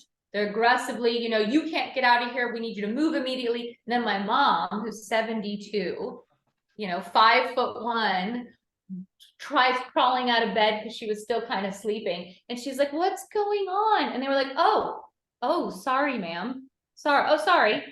And here's the thing. It wasn't even about age. I mean, I won't make this I won't make this a statement about race and gender and age, but I will say that the way how differently they treated me when they realized, you know, we're women, white, a little bit older, things like that. There was something that shifted in the tone. But for the most part, I had an officer get so aggressive, say he was going to put cuffs on me and take me to jail, and I was just weeping. And I was like, I'm doing this and I'm raising money for charity and I'm walking across this. I didn't even say I'm walking around the world. And it was, I mean, like spitting in my face, and I'm just weeping and I can't even understand what's happening. Like, why are you so aggressive to me? And some of the things that they were trying to say, you know, there's a lot of drug addicts that camp around these farms trying to make meth and this and that. And it's like, okay, I understand, but I'm telling you what I'm doing. It was a very challenging thing to be back in a country that seems like this is the normalcy. Like, yes, I can go to Starbucks and I can get a mocha latte with oat milk. Like, how nice is that? Like, it's right. There are certain comforts, you know, but at the same time, this sense of my property, this is mine, get off. No, you can't stay here. And the other aspect that I experience in the difference in most of the other countries is they'll kind of acknowledge you with curiosity. Like, they don't know where you come from, but make you stand out. You're blonde hair, blue eyed in the middle of South America or like in Turkey or whatever. You kind of stand out. But in the States, it was avoid as much as possible. Right. And, you know, it's kind of the sense you get that it's almost like being treated like the person who is on the corner begging for change, and you're driving out of, you know, the grocery store and you're just like, nope, I just got to make a right turn, engage, you know, that we have, right, of the homeless and how they're treated, and avoid them, don't look at cost. It was so disheartening to come back and to experience that. But at least in the other ways, I got to understand being in those shoes. You know, we, as you know, we're having a homeless, you know, epidemic all over, really, and it's getting worse with things that are happening politically and the way that we're treating the houseless community. It's pretty heartbreaking. So I feel for them, even though I only got just a taste of what it must be like. Yeah, disappointing, I think, for me. Well, I have to weigh in a little bit there. I mean, when I did the year, I had to go back at one point and walk across North America, from LA to Washington, DC. And that year, I really had no issues. And I certainly didn't have any issue with police like you had. And I think once you know how to live in the United States, once you know what the rules and regs are and you know how to do it, I had no issues whatsoever. Not with the authorities anyway, so. That's good. Yeah. Okay. Wow. Very interesting. And Angela, you said you were with your mom, your 72-year-old mother. So how was that together with your mom? And that must have been quite an experience, being on your own, and now you have your mom. And what was that like with your mom? Yeah, well, it was the greatest gift a daughter could give is, hey, yeah, you want to come on this adventure? Yeah, my mom had actually joined, she wouldn't be able to walk the distances. So she decided to get herself a recumbent trike. And she had actually done parts of England, France and Belgium and Holland with me. And that was her just being like, I want to be a part of this journey, right? It went from, I'm begging you not to go. I couldn't, you know, I couldn't go on if my daughter was, you know, murdered on the road when I first left, to, oh, she knows what she's doing. This is amazing. I want to go do this. You know, my mom and I are close. And so when I was finishing across the States, the reason that I finished when I did was because my stepdad was dying, and my mom needed help caring for him.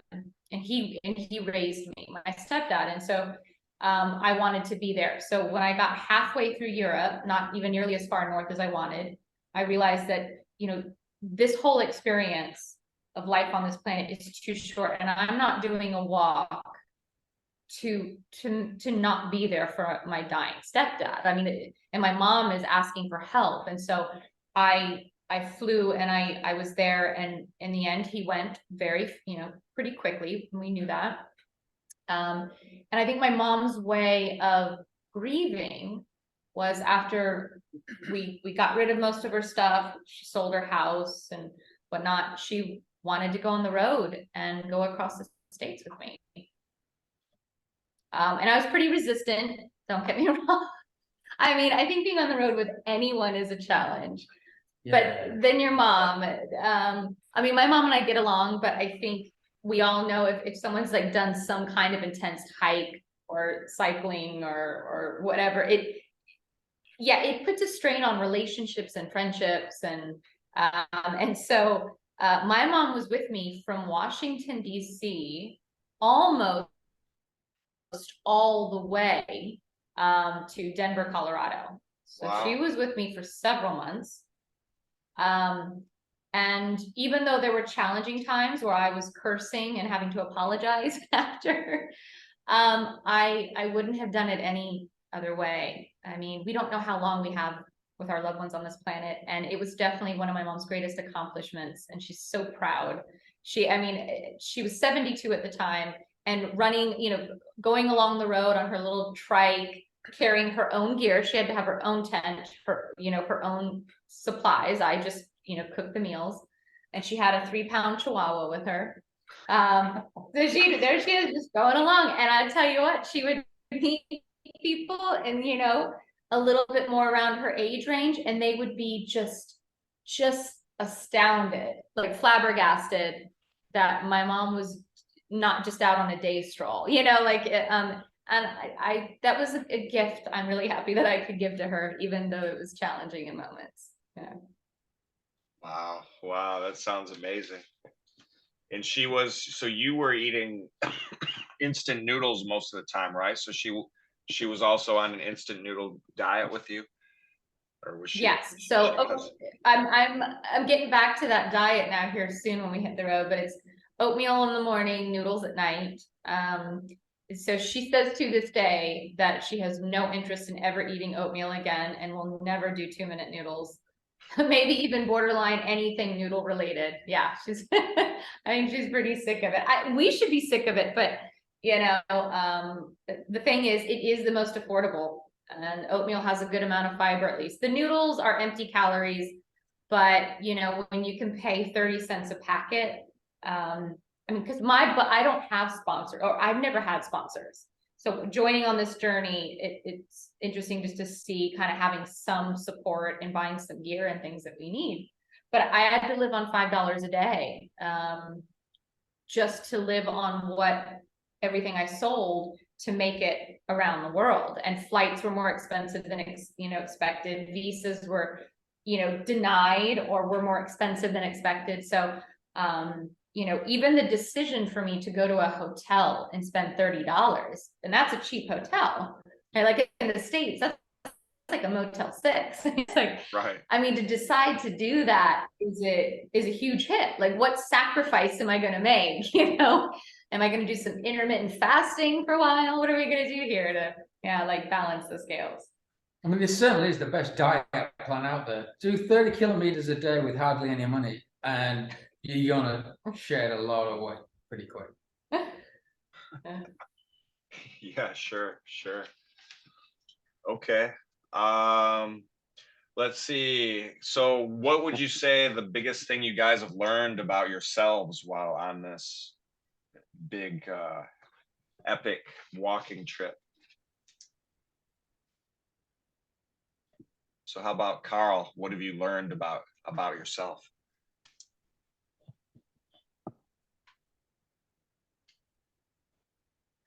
I don't know if I have, because I kind of knew myself really well.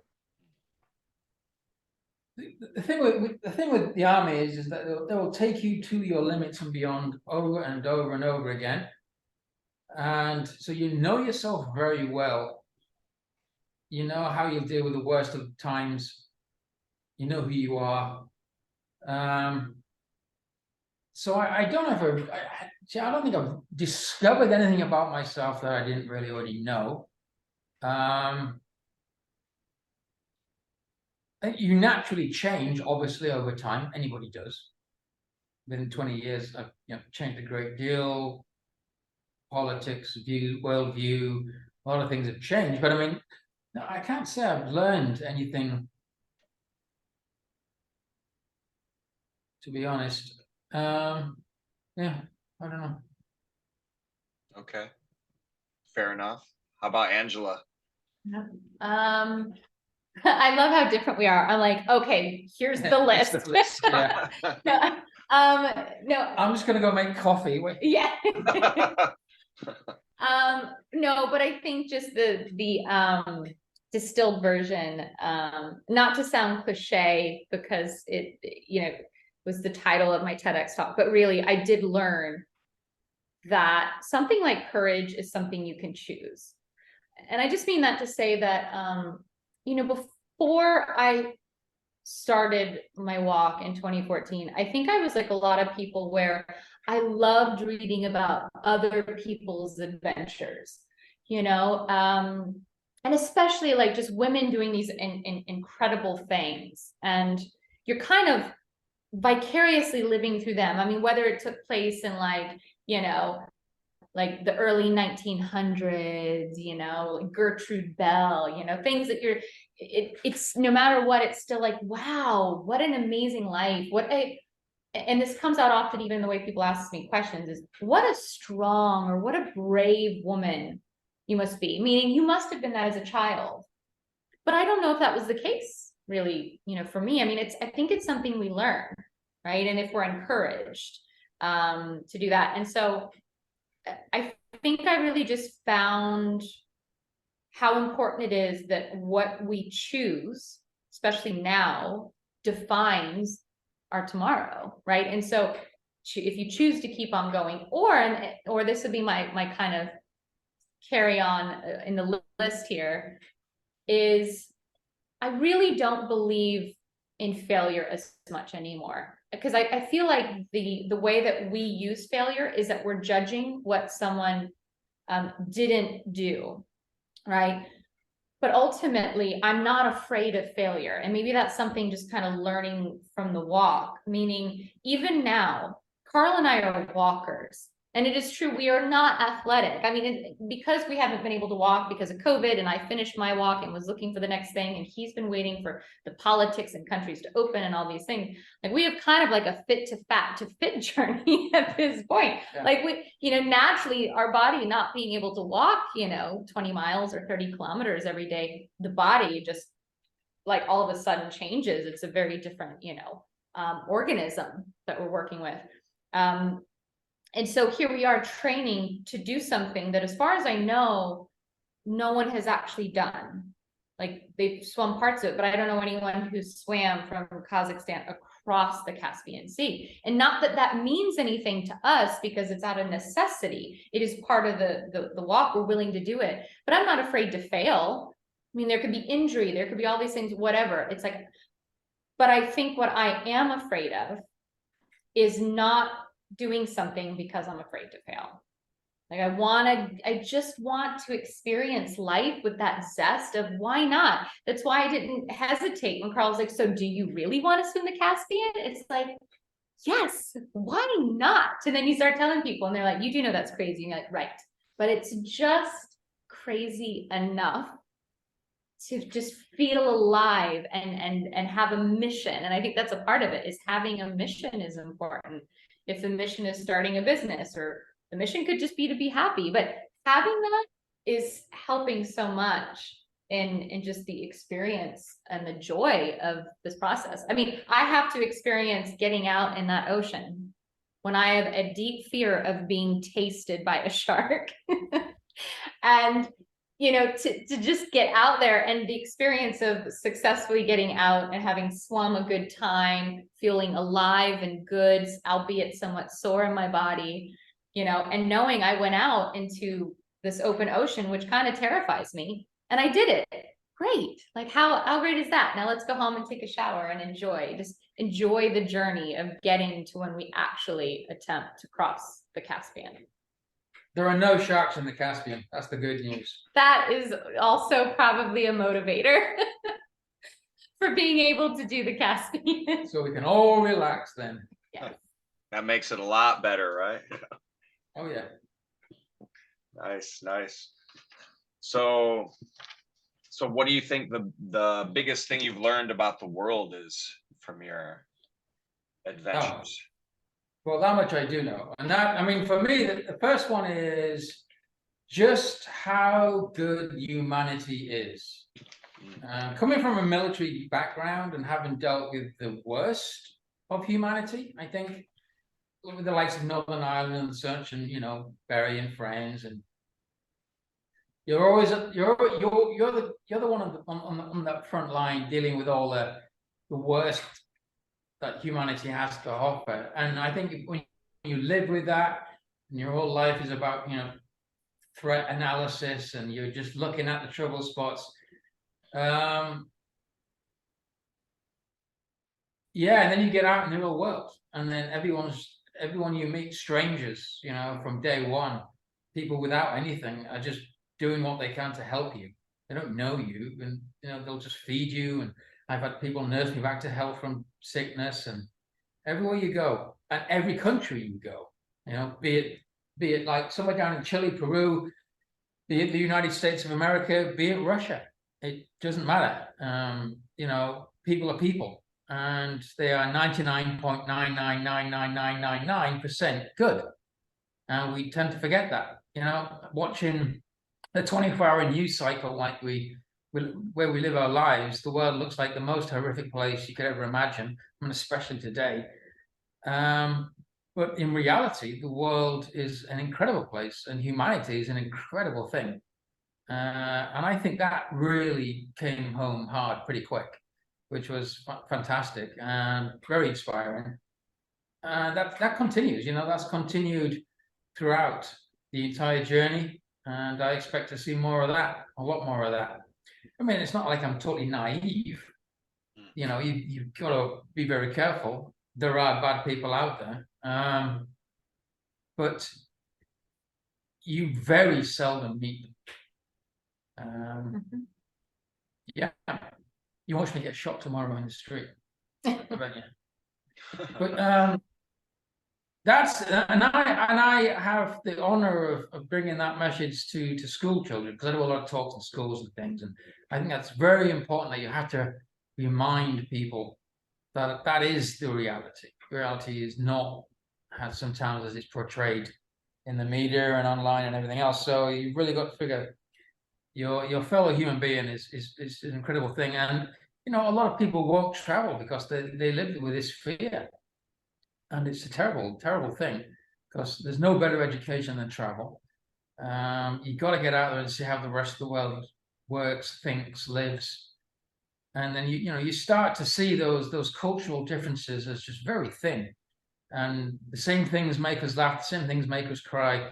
You know, you can meet people in the most remote parts of the world, and you'll be with them for 5 minutes, and you figured each other out, and you're telling jokes. Nobody speaks the same language, but everyone will laugh at the same thing. You know, you can get along, and it's an amazing thing. And we just, you know, we just tend to lose that and live with the fear, well, because we're human beings, and with that way, or, you know, biologically, but we home in on fear and threat more than anything else.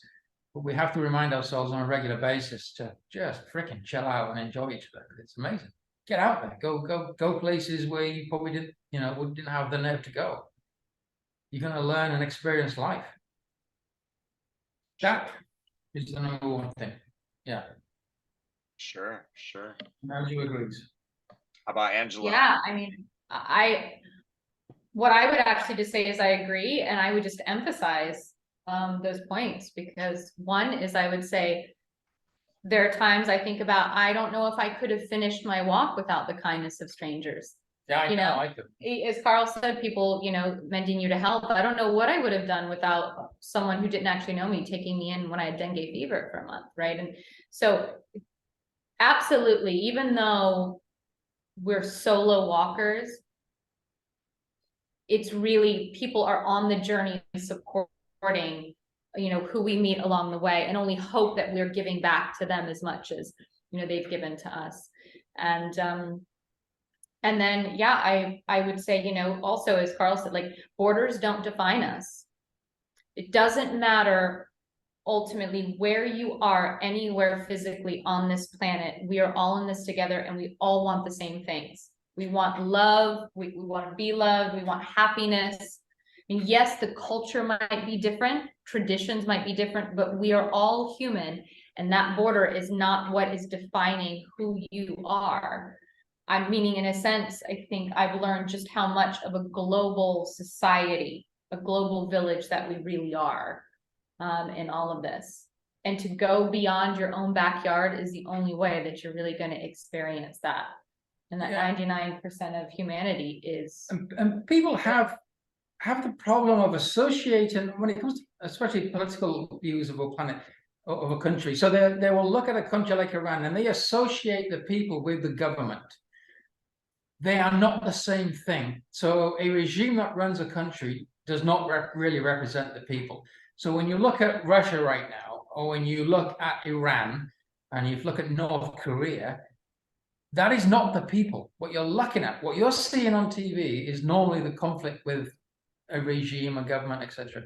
That is not the people. Don't make the mistake of tarring everyone in that country in the same fashion, because there are leagues apart. Yeah. Now, individual, because we meet people on individual bases.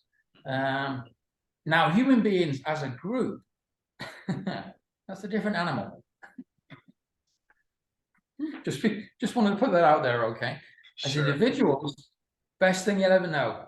Put them in a large group and call it a society of some kind. Yeah, you might want to just kind of walk around the corners and avoid that one. But, you know. Yeah, good point. Good point. Okay, all right. So let's see. We've been going for a while now here, but I put together some short questions we can do for fun, just kind of lighthearted questions. We'll call it the lightning round, so you can answer with one word or one sentence, just for fun here. Sounds like a challenge. Not as hard as swimming across the Caspian Sea, I'm sure. So, all right. Well, we'll see. We'll see how this goes. Yeah. All right. So first question is, the longest time you've been without a shower is? So how about, all right, Karl first. Oh my goodness. I'm going to say maybe 3 weeks. Okay. All right. Yeah. How about- My answer is close to a month. Yeah, in Mongolia, close to a month, no shower. All right, you've got Karl beat. Congratulations. Let's see. Very few things, very few. All right, and then the next question is, the first place you'd love to return to is? Atacama Desert. Okay. The Alps. Great. And a place that you don't want to return to is? Russia.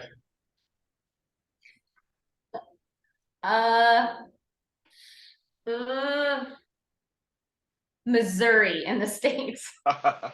Okay. All right. And the best meal you've ever had is?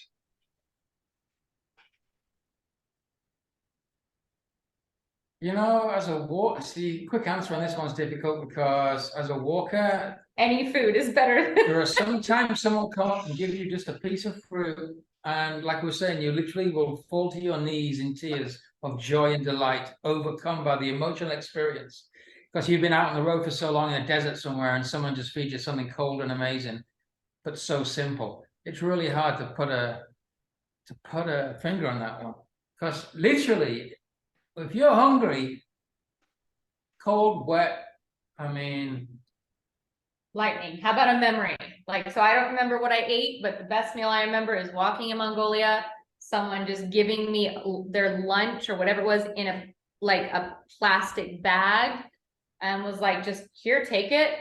And I'm eating bread and minced meat and I don't know what, and it was like, I don't know what this is, and and I was just weeping with joy of like hearty meal. So that to me, I remember that being like an amazing meal. I'm gonna say a mango, coming out of the deserts of the Atacama in Peru, and found a mangrove tree randomly on a green banks of a river, and yeah, that's like just stuck in my head as one of those oh my God moments where it's just insane. All right, fair enough. And how about the worst meal you've ever had? If there has been one. Seal blubber. Mm. Oh, okay. Yeah. Then I guess say goat cheek. It was pretty fat. Yeah, and goat cheek, fatty cheek.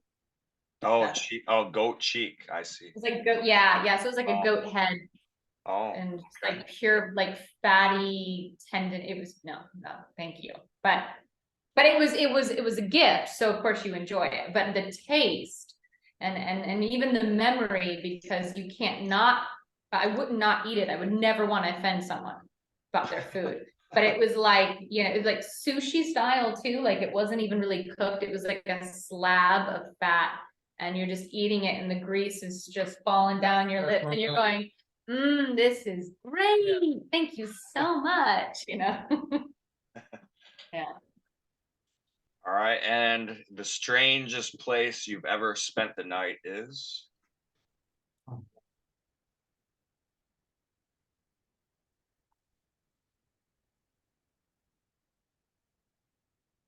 I guess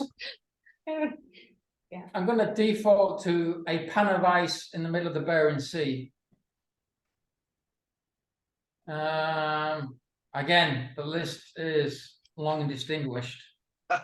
Anything you can imagine, I probably slept there at some point. You can give us Yeah, it's all a top 5, perhaps, or a top 3. Yeah. It's hard to decide. Yeah, certainly places in the Arctic are some of the most extreme. The pan of ice in the middle of the ocean is one, definitely a place I found myself too many times. I don't know, just strange places, homes, people's rooms, some weird and wonderful places that you'll stay. Just about every conceivable environment. I don't know, I have to think about that one really. It's a tough one. I'm just gonna go. This is like lightning rapid fire. What comes to mind, because there was so much camping in wild places in different countries and stuff. I'm actually gonna go for more of the sleeping in the back room of a bar that was like made, like it was this wooden thing, like kind of, I mean, like look, it could burn down if the sparks went too far, kind of thing, in the from the fireplace. It was in the back. There was just tons of people drunk, and it was on this like mountaintop that I didn't even. There was no village. Just they went all out just to get to this place. They're in like camouflage, and I'm sitting there trying to sleep on this like very hard springy bed. And I think that was a moment of like, oh, right, this is part of the adventure, sleeping in very odd places at times. Yeah, I think go with that. Add to that list would be a jail cells in Colombia. And also I slept on a military front line of a village that was under siege called Rio Sucio on the Darien Gap. I remember sleeping on that position with these Colombian soldiers, freaking the hell out because their position was so bad. It felt like we were going to get overrun at any minute. And I remember having cardiac arrest, thinking I'm going to get my throat cut in the middle of the night by FARC guerrillas because this cannot be true. That comes to mind now. Wow. Okay. So yeah, it's places in the Darien Gap. Yeah, definitely on the Arctic. Okay. And not so lightning, but yeah, sure. And how would you describe the world using one adjective?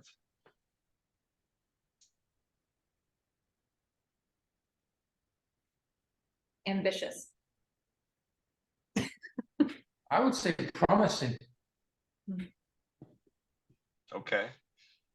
And how would you describe your home countries using one adjective?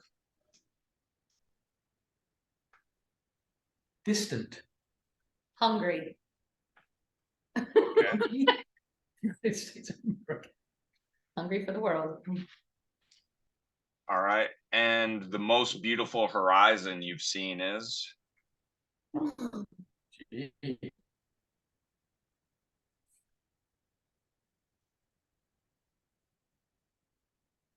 Rapid fire, Sardinia. I'm gonna go for the Atacama Desert though. I think some of those desert scenes and sunsets. Take it. Okay, all right, great. So you've survived the lightning round. Congratulations. That wasn't that We bad. struggled, but we did it. It's more like you survived our one word or a sentence became like a paragraph, but yeah. It's a hard one.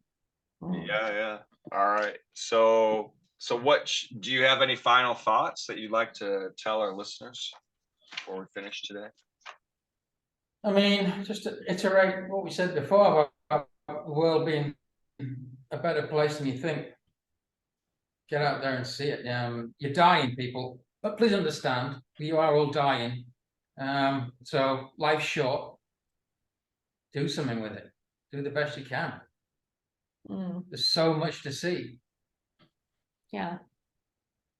Yeah, and I would just say it, experiencing it. So anyone listening, it's nice to hear about other people's journeys. I mean, I think just living our lives in the most fulfilling way is the greatest adventure, no matter how you're doing it. And it doesn't have to be about hiking somewhere great or long or whatever.